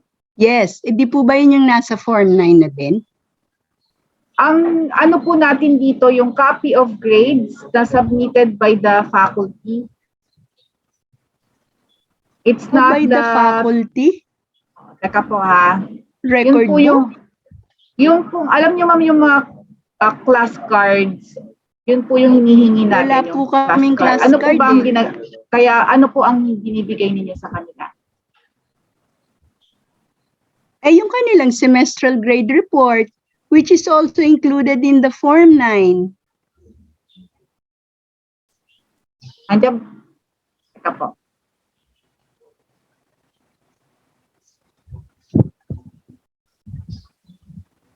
Siguro po i-clarify ni Miss Paragas kung ano pa yung hinihingi nila. Grading sheet ba yon? Ang sa alin yon? Kasi galing ako sa director's office. Oo, meron. Yung pong dun sa requirement natin na certified copy of grades of all subjects taken, is it the same as the Form 9 na sinasubmit sa application? So please clarify. Ma'am, yun pong hinihingi namin at requirement po yon, yung pong certified copy of grades of all subjects taken. Yan po yung nasa grading sheet ninyo. The grading sheet itself, yun po yung inyong isa-certify. Kasi yun po ay kinaka-counter check ko. Lalo po kung late SO yan. I am the one doing it. Opo, di ho ba? Grading sheet po ng prof, di ba ma'am? Meron tayo noon. Di-delete namin yung mga names ng mga students. Medyo mahasal yun, ma'am. Halimbawa, the class has 40 students. And the name of the student is in the middle. So we will delete all the rest. Kasi sabi ni... Opo, yun na po yun. Yun pong grading sheet na yun. Kung ayaw po ninyong i-delete or isa-certify po nyo kada subject yun. Kasi po yung kailangan talaga. Kasi po late nga po yan. Hindi namin alam kung talagang naka-enroll siya before. Di po ba nandun din po yan? Ano po? Ma'am, iba po yung Form 9, iba po yung supporting document sa Form 9. Iba po yun. Although, yun pong nasa Form 9 natin ay lifted from the grading sheet. Iba po yun, ma'am. That is two different documents from the school registrar. That's the reason why, ma'am, na dinidiscourage namin na mag-submit kayo beyond the application period kasi medyo hassle nga po siya. We understand na may mga requirements na kailangan kayong isubmit on top of the regular requirements that you are submitting. That is the reason why we do not encourage you na magkaroon ng mga late application. Kasi kanina you said we can apply 60 days prior to the end of the semester that they're supposed to graduate. Yes, And ma'am. then if ever we would apply and then afterwards they still have not given us the necessary certificates of their OJT and other seminars required. Therefore, naka-hold pa rin yung SO nila although you already gave them one. Is that it? Para lang ma-prevent namin itong late application, itong sinasabi ninyo. Opo. Pwede po hindi nyo i-issue sa kanila yung SO number since you are not going to release naman yung TOR nila with SO number. So at least nasa inyo na pong custody yung SO number ng mga estudyante ninyo. Wala na po sa amin. Hindi na rin po kayo magkakaproblema in terms of submission of additional documents since na-apply po natin siya within the time frame. Okay, next question. Second and last na lang ito. Kanina kasi I saw na sabi ninyo PDF enrollment list will not be accepted. But then we already submitted previous EL in PDF. And then it's only now that you will require us to submit it in Excel. So it should be moving forward. Tama po ba? Opo, ma'am. But if to help us, kasi po kino-consolidate natin yan and also with the pagka nagpa-process tayo ng SO and also CAV, we also refer you to your enrollment list na sinabmit niyo. Mahirap po kasing mag-validate or mag-check dun sa PDF file since pag nag-search, hindi siya searchable eh. That's why hindi po namin sana gusto na mag-submit kayo ng PDF file. But if you have already submitted, moving forward tayo. But since you have the PDF file with you, baka meron naman po kayong soft copy na Excel kasi galing din yan sa Excel. You can just submit again yung inyong submission na PDF file into an Excel form para po mas madali rin on our part na mag-validate for your previous students na meron kayo. And then, thank you. Sige po. Follow up po doon sa sinabi ni Ms. Liza. Yun po kasi sa enrollment list na naka-PDF files, we find it hard para po mabigyan namin siya ng notation na this passes through the verification or against enrollment list, yun po yung i-apply for SO. Yun po kasi aming binabalidate doon. At the same time, nilalagyan po namin ng markings. So pagka po naka-PDF, we find it hard para po magawa namin yun. Sige po. So when can we expect the Excel format? Because if we have to redo for those we are going to apply for, di gagawin po namin. So the earlier, the better po sana. Opo. Could we, opo? It will be really soon. Baka po next week meron na kami. Will it be done through your email blast? Yes po, i-email po yan kasi po yun ang fastest means natin ng communication during this time. Kaya po dapat yung mga emails ninyo, dapat po workable kasi marami po na sinasabing hindi na gumagana yung email but they do not upgrade naman or inform us of their present emails. Kaya po marami ring nakakaproblema rin kami with other communication. Could we expect also the materials for this talakayan to be included there? Because we had a hard time getting notes. Masyado po kasing mabilis. Okay. Sure, ma'am. We will send also the copies of the presentations together with the templates that we're going to release. Okay, thank you so much. Okay, thank you. Thank you din, ma'am. There are some comments in the chat box regarding the PDF file submitted. Sabi po dito from Ateneo Graduate School. Excel can be edited. PDF is more secure and can be searchable. Ang lang po natin dito, just bear with us. Medyo kami po ay in transition din with our system. We are trying to to do all our systems na as user-friendly as possible. So, yung pong ating kasi meron pong mga PDF file na talagang lang siya, scan, copy, or yung pinicturan and then we send it to us. So, medyo mahirap po kasing i-edit yon. But if it's from the Excel and then you're going to just save this as PDF file, pwede po siyang editable. Pwede po siyang lagyan ng markings. But dun sa other types na naka-PDF file lang siya, na hindi po siya from the Excel file, dun po kami nagkakaroon ng problema. Ma'am Lice, pwedeng pagsiingin. Yes, Dinweng. Kasi po sa Excel, mas madali po mag-extract ng names. Yes, ikaw ba yung tumatawag? Nasa ano ko talakayan. Oo, yes. Kailangan po na namin yun sa iba-iba pang purpose. So, mas madali po mag-extract ng names, mag-consolidate. Hindi po lang naman kasi isang school yung gagawa namin ng report. So, pinakamadali po talagang format ay Excel. Lalo na yung ginagamit din po namin sa scholarship para po mabangga po yung mga names po. Thank you po. May pahabol na question, ma'am. Yung kay West Bay, parang ganun din po. Yung the new Excel format po ba ng EL applicable daw sa summer 2021?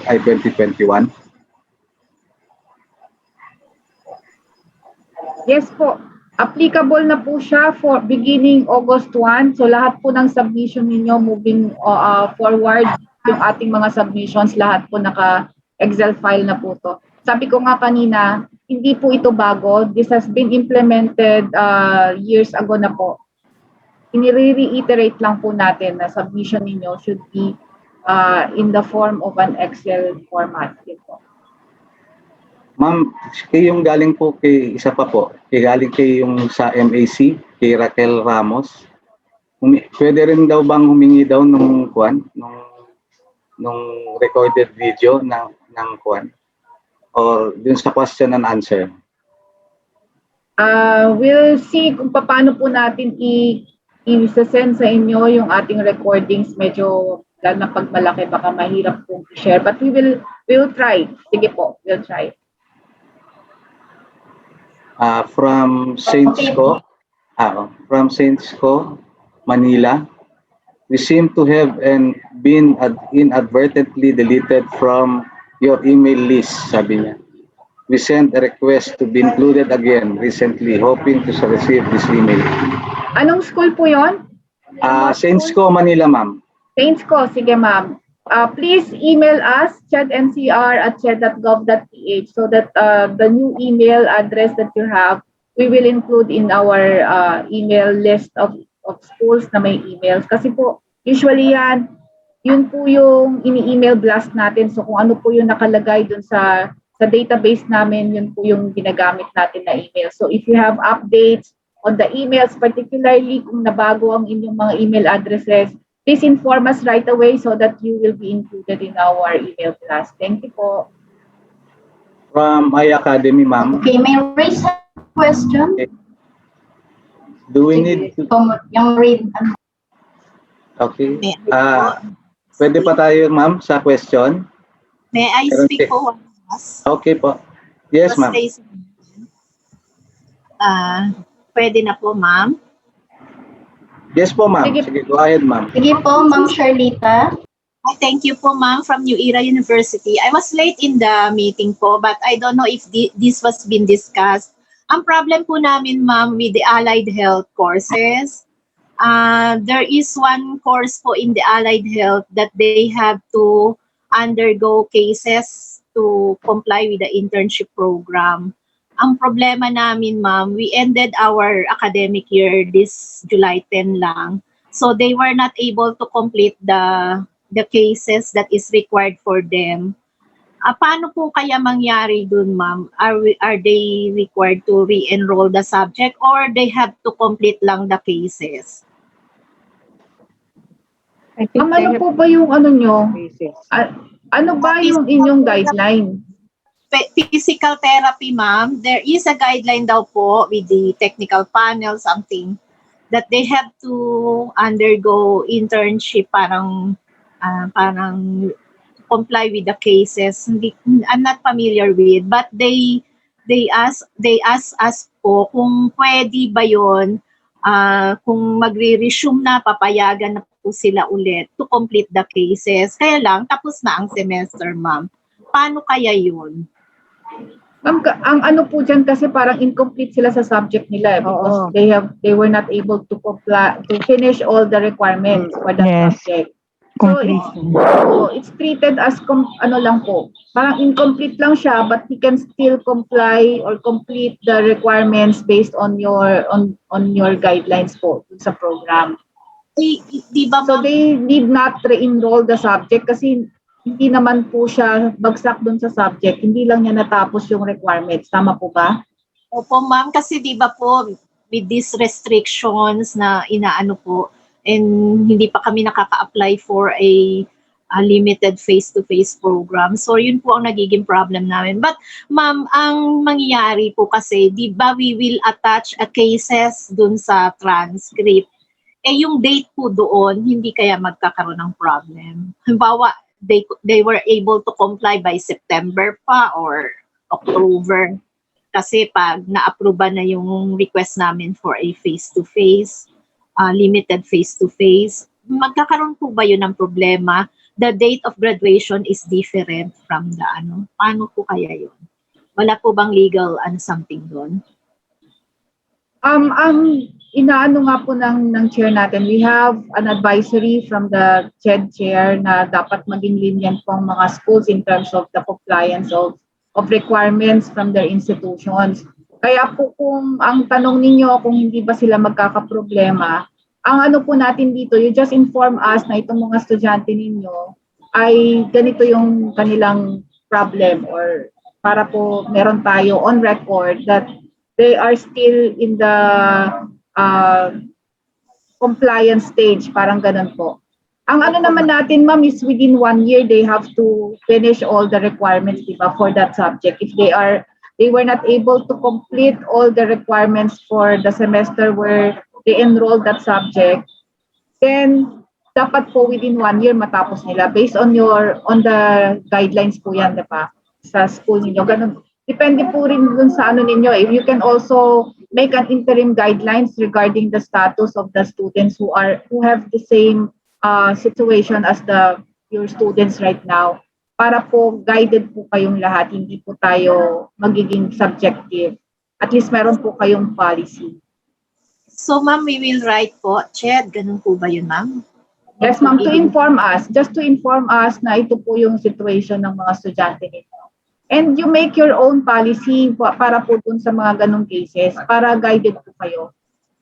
Oh, ma'am, kasi ang ano ko lang, ma'am, ang parang naisip ko lang kasi, yung dun sa cases kasi, di ba, ma'am, may mga parang period something ang ano. Pero nag-end na ang semester. Parang conflict po kasi, parang hindi ko po maisip kung paano, ano eh. But there are some institutions na meron din pong ganyan, na hindi, like, meron silang mga dapat cases na dapat natapos nila for this certain clinic subject, clinical subject. Pero hindi po nila natapos. The school may also require them to finish that for yung mga requirements nila, yung mga clinics na cases nila. Pero not necessarily to finish all of those in that semester kasi nga po we are really challenged with the pandemic. Meron po tayong mga restrictions in terms of face-to-face classes, diba? So, ano naman po yun? Very lenient naman po ang CHED regarding that matter. Even the chair announced na dapat ang schools maging lenient din para sa mga estudyante natin. You just make a guideline, tapos kailangan lang po inform lahat ng estudyante ninyo na ito po yung ating bagong or an interim guideline kasi ano lang ito, because of the pandemic. It will not be the normal scenario after the pandemic. So, ano lang po, kailangan lang nasusulat para guided po lahat. Even your students know what to do. But that will not be considered late application for SO, ma'am. Ma'am, you can apply them. Kasi po, hindi pa naman sila graduates in effect. Diba? Oo. Hindi pa po But sila the graduate. semester ends. Opo, ma'am. The semester ends ngayon po. Opo. So, we In can, progress yun eh. Oo, in progress pa. Pwede nyo ilagay doon in progress lang. You can apply for SO na. Kasi nga po, we are accepting even before the semester ends. That is 60 days before the semester, di ba? So, in Oo. progress lang po ang ilalagay nyo. Wala pa silang grade. pwede yun, ma'am. Sige po. Lahat po nang i-apply ninyo, at least 60-day calendar days, yun po ang last term niya, lahat nakalagay in progress o enrolled. Wala pa po yung grade. And after po, kung matagal naman po, we expected naman po na yung isusunod yung application kompleto na. That is the time po na talagang makukuha nyo kung siya ay late o hindi. Tagal po talaga. And mind you, yun pong sinasabi dito, yun hong application last for 1 year prior to graduation, yun po yung makukonsidered na late. Pero in your case, ma'am, i-apply na po ninyo kasi habol pa ho yan sa 60 days period. So in progress po yung ilalagay. Thank you, ma'am. Thank you po. So, ma'am, late po ako. The dean is still required to sign in the Hindi ko po kasi nadinig. Depende po yan. Kung andin po ang inyong, baka po ang inyong application ng SO by program, so yung pong dean, kung siya po yung authorized school personnel ninyo na mag-a-attest ng application, siya po ang pipirma together with the registrar. Depende po yan sa inyo kung sino po ang i-assign ninyo, pero make sure po na before you change any signatory from in the transcript of records or in the application for SO, dapat po meron na pong specimen signature na nakasubmit sa amin beforehand para po at least napapamiliarize din kami sa kung sino po yung current na mga tao o mga bagong tao na pipirma sa mga application for SO, lalo po sa transcript of records. Okay po.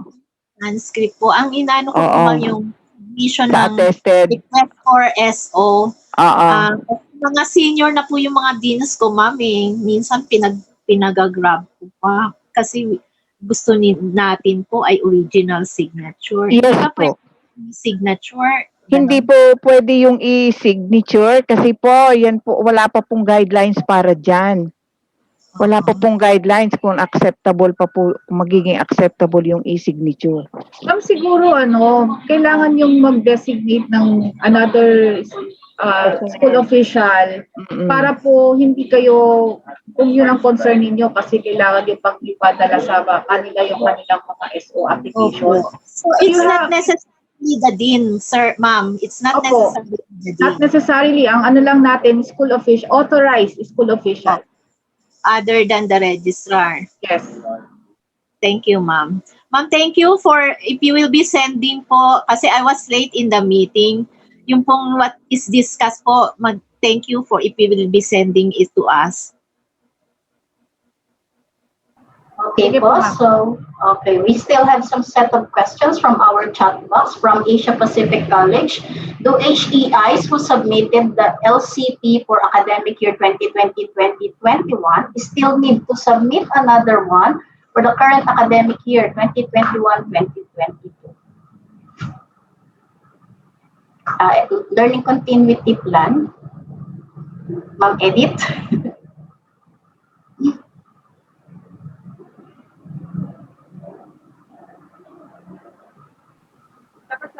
Ayan. Regarding learning continuity plan po for academics, yun po yung sa LCP ng academics na system flexible learning. Meron pa pong nagsasubmit noon kasi po yun for school year 2021. Ito naman pong bago na LCP for SAS, ongoing po ang submission niyan from HEIs, nagsasubmit po kasi yung nasa sa CMO po natin ay 30 days po ang ibinibigay sa HEIs para po makapag-submit ng LCP para sa student affairs. So, mag-submit na lang sila.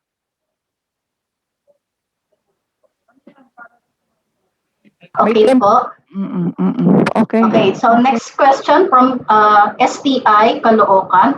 Ano po yung included na details para sa submission ng list of graduates?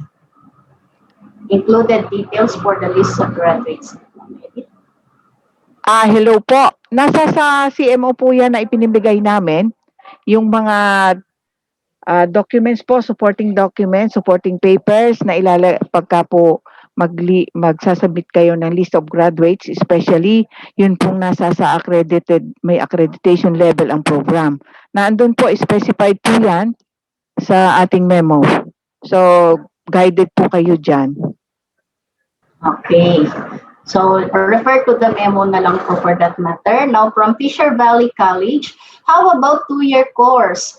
Associate in Computer Technology na may government recognition, pwede din po ba i-apply for SO?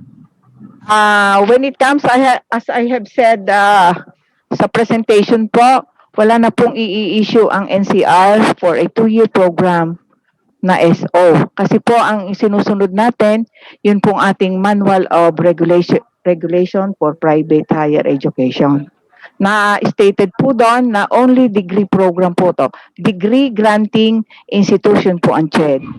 So napawala na po yung mga associate. Although, naka-attach po yan sa offering ninyo ng degree program.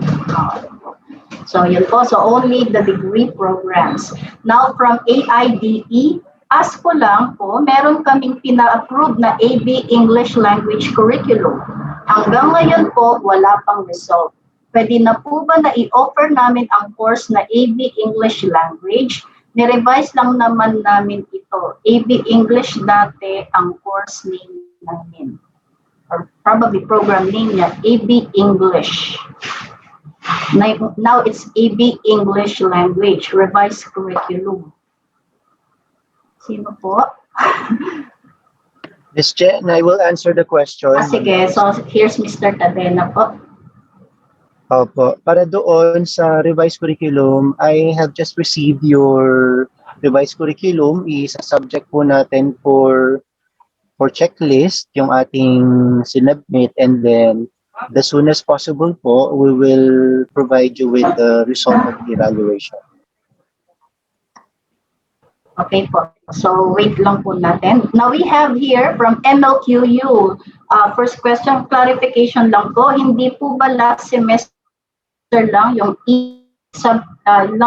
isubmit na copy of grades for late SO? Follow-up ni ma'am ay, what if the student failed in 1 or 2 subjects for the last enrollment at may SO na? What is the guidelines for the request for cancellation of SO number? So, bali, dalawang questions siya. So, yung isa, is it just last semester yung mag-submit ng copy of grades? Yung isang question na lang po muna, mag-edit. Ay, yung tungkol sa all subjects po yon, requirement po talaga yon. Naging lenient lang po kami diyan. Previously, naging lenient po kami sa pag-consider ng application, all the application for late SO, for late issuance of SO. Naging lenient po kami dyan.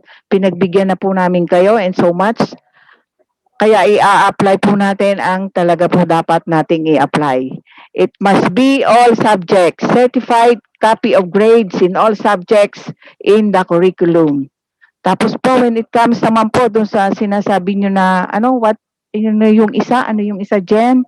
Yan po yung what if the student failed in 1 or 2 subjects for the last enrollment at may SO na?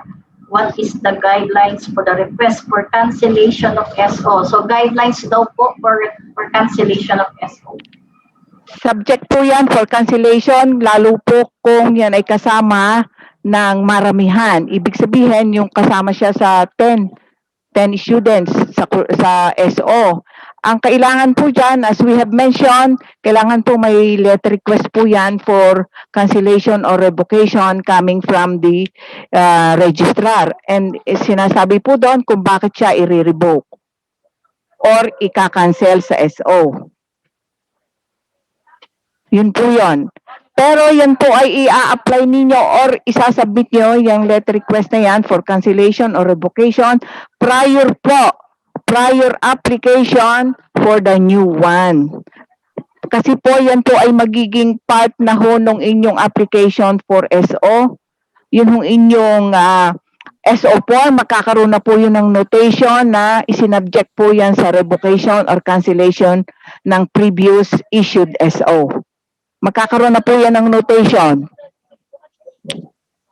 Okay po, so magkakaroon po ng notation ang abangan natin sa ating SO. Now, yung next question na babasahin ko, except po nag-raise hand ang Mary Childs College. Mary Childs po. Opo, because you said na yung 2-year course po, hindi niyo bibigyan ng SO. How about the midwifery program? Miss Liza, di ba ang midwifery 3 years? Meron kasi yung ano nila, Meron po yung kaming midwifery 2-year. lang, 2-year course, and then we have already the PS midwifery. Opo, because Parang ACT yan eh. Opo, we have both the 2-year midwifery and then we have also the BSM. Opo. So, BSM yan. Pero po yung 2-year midwifery, re-request pa rin po kami ng SO para doon. As of the moment po, sir, yes, kasi po under pa siya ng CHED.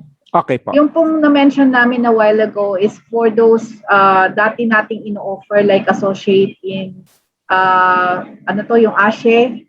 Yes. Wala na pong ASHE. Yung sa health education natin, associate in health education. Plus also yung associate in yung sa AOM, office management, yung mga ganon. So wala na po siya. Pero yung midwifery po kasi is under CHED pa sa ngayon.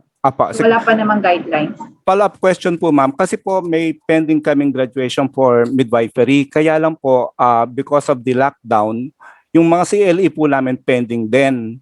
Yung last term po ng mga students was in second sem ng 2019 and 2020. Hindi po ba kami malilate sa pag-request po ng SO? Pagka Late po, na nga yun.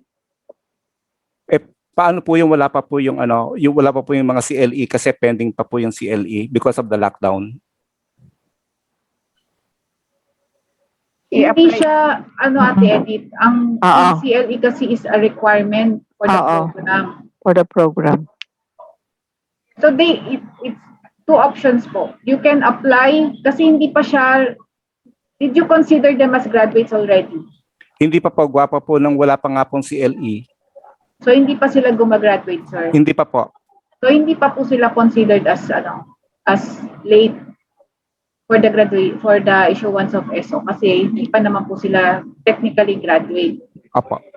So ang po lang dyan, you can already apply for their SO. Apo.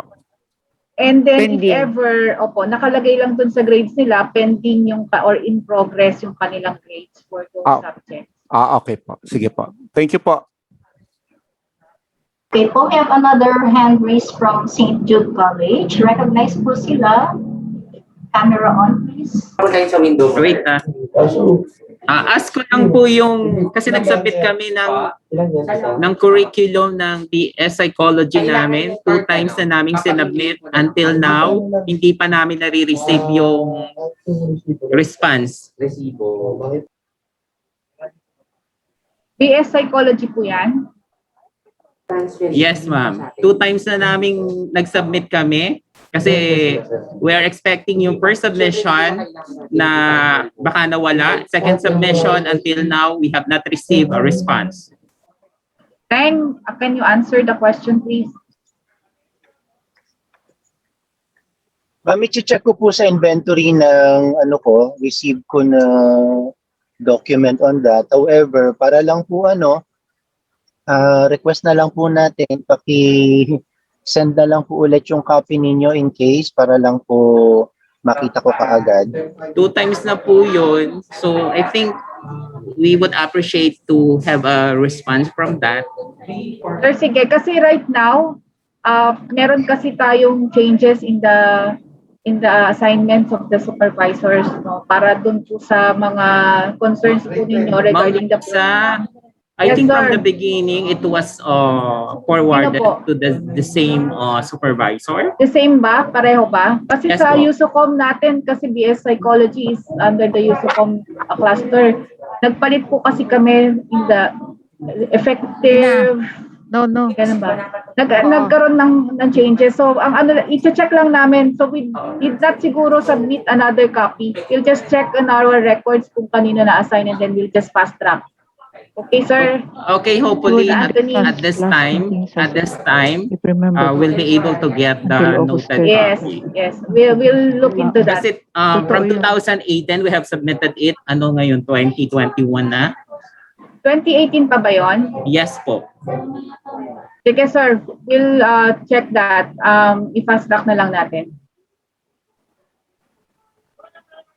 Okay po, here's from MMC CAS. Good morning, everyone. Since one of the requirements for the request of SO is the approved noted curriculum by CHED, I would like to follow up our submitted revised curriculum for BSIT and Psychology, effective academic year 2021. We submitted a revised curriculum last October 1, 2019, but until now, we haven't received the curriculum approved, noted by your office. Thank you. Yes, naman po. Let us just have it record para po makuha na lang natin, Miss Liza. Para po mai-repair natin sa tamang supervisor. Opo. May we request that your questions be limited to the ano lang natin sa SO kasi po yung ibang supervisor in charge are not around so they cannot answer your queries, particularly if it's specific for that program. So we will just take note of your questions and then we will refer them to the supervisor in charge para po ma-update na lang namin kayo for the answer of your query. Kung okay lang po. So, similarly linked naman yung mga succeeding questions and yung other questions. So, in the for the benefit of time, once again, you may fill up our post-evaluation link, which was sent in our chat box. Through this link, you may also send us your comments and queries through. You may also send us your comments and queries. So we hope to still receive your comments and queries through the link, and we will respond so we can respond to you. All right. So this ends our forum, Mr.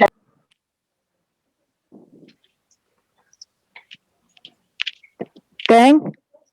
Hello. Yes, Teng. Ayan, opo. Actually, habang mini-mention yung mga comments doon, I tried to browse doon sa available records that I have. So far, most recent na nakita ko yung sa MMCAS. May na po tayo niyan, acknowledgement since, teka lang po, since 2000, nung January pa, i-trace na lang po natin kung nasaan na yung acknowledgement ninyo. Pero we'll work on that po. Ayan po. Ito po yung sa psychology ninyo. Nakita ko lang. Naalala ko yon kasi I have evaluated your curriculum on that.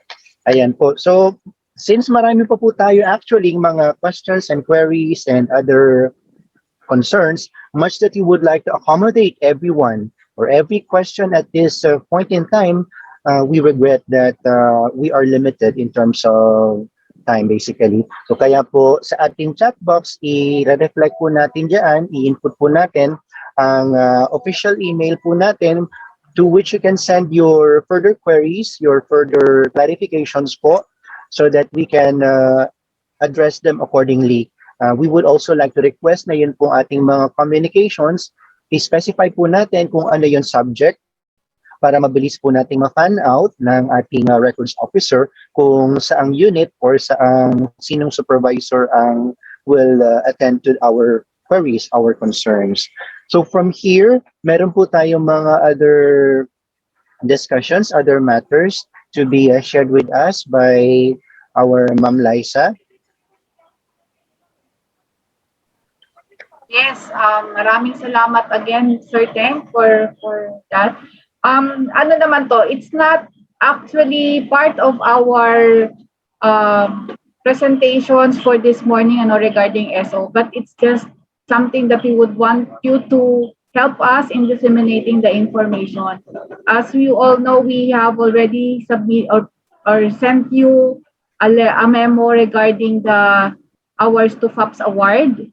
Meron po tayong ongoing call for our CHED Scholarship Award. So yan po, lahat ng ating mga graduates from 1998 up to 2015. So lahat po ng ating mga graduates under the scholarship program of the Merit Scholarship, we are all calling them to send their entries as part of our requirement for the criteria ng ating STUPAPS Award. So I would like to invite you to watch this video, the AVP for the Scholarship Award contest that we are having. The deadline is extended until next week, July 23, para po doon sa mga gusto pa pong mag-send. We also sent you a list of all those graduates na under ng aming scholarship program na nandun po sa aming database. So if you can just look at it and help us to inform them that they are qualified to submit their entries para po mas marami po tayong makapasok na entries and also makita natin yung mga success stories nila. Yan. Wen, can you please show the video? Thank you.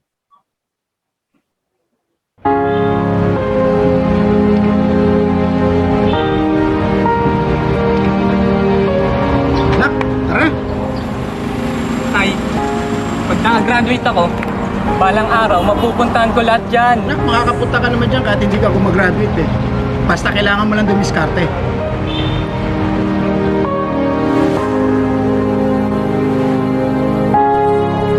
Habang nag-aaral, pinili ni Erjon na mamasukan bilang student assistant sa kanilang paaralan.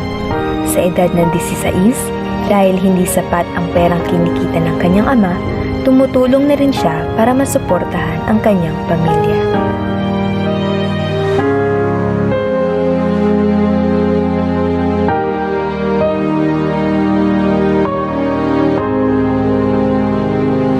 Sa araw-araw na ipinagsasabay ni Erjon ang pag-aaral at paghahanap buhay, wala na siyang oras upang makihalubilo at mangarap kasama ang kanyang mga kamag-aral. Subalit, sa likod ng mga sakripisyong ito, buo pa rin ang kanyang pag-asang mapuntahan ang mga lugar na kanya lamang patagong sinusulyap-sulyapan.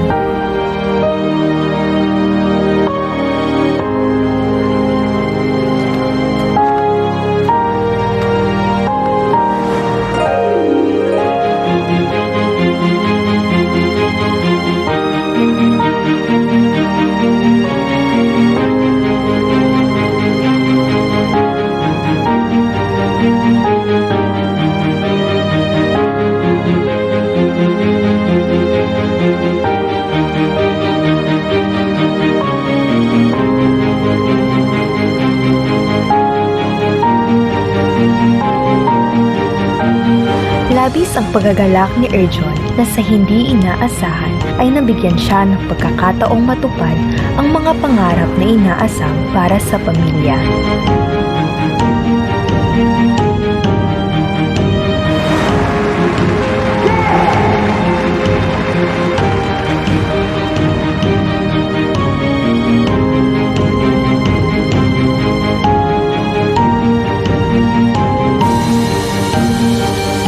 Sa paglipas ng panahon, maraming nangyari sa buhay ni Erjon. Nagawa niyang maiahon ng kanyang pamilya sa kahirapan. At bukod pa rito, nagawa rin niyang palawakin at ibahagi ang karunungan sa kanyang kapwa.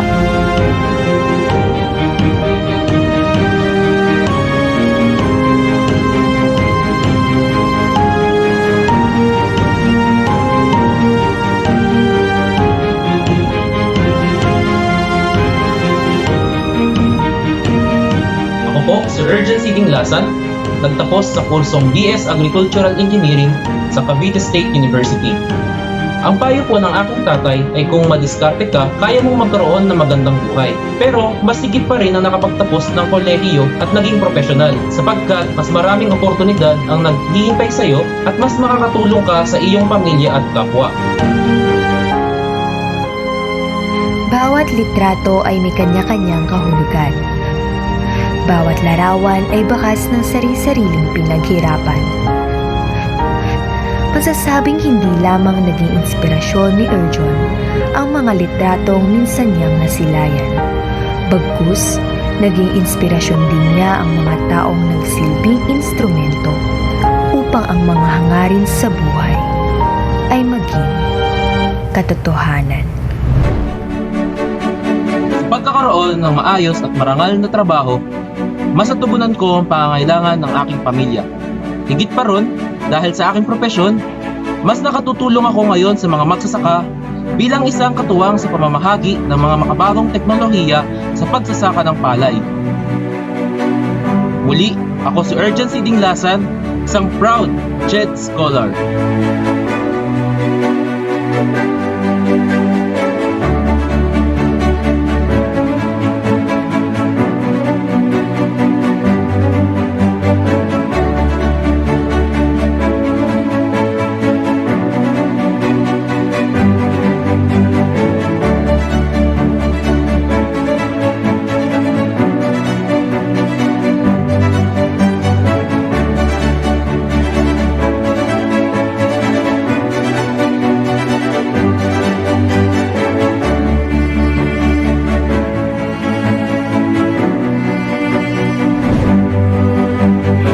Ikaw, anong istorya mo?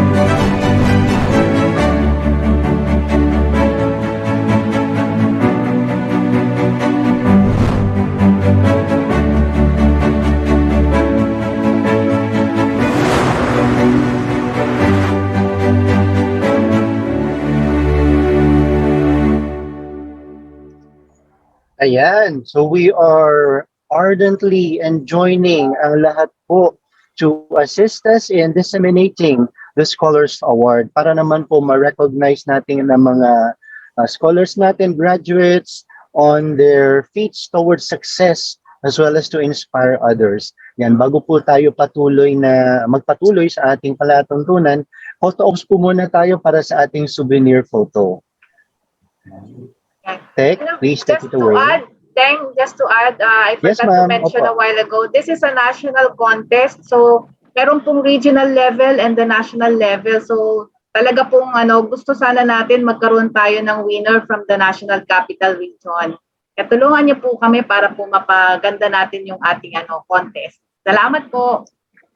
Ayan, ako, pangmalakasan po ito from pang-regional, pang-national, kaya check po natin ang ating mga official announcement and ads sa ating official FB page ng CHED NCR, ng CHED Central Office, and tulungan po natin para mas makita po natin kung paano gumalaw ang ating CHED, para po sa scholarship, para sa better quality of life ng ating mga naging scholars.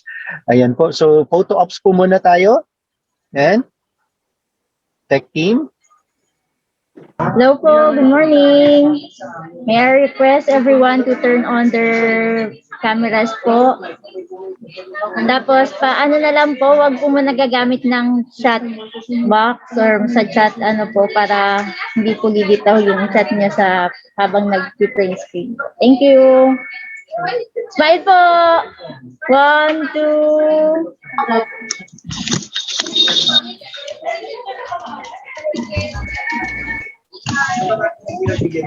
Hello po, pa-open po yung cameras. Next page na ba? Open niyo po yung cam niyo para makita natin ang mga mukha ninyong magaganda at gwapo, di ba? Kahit sa Zoom man lang, magkita-kita tayo, face to face. Facing the computer. Smile po. 1, 2. Next page. Smile. Mahaba-habang smile po ito. 1, 2, smile. 1, 2, smile. 1, 2, smile.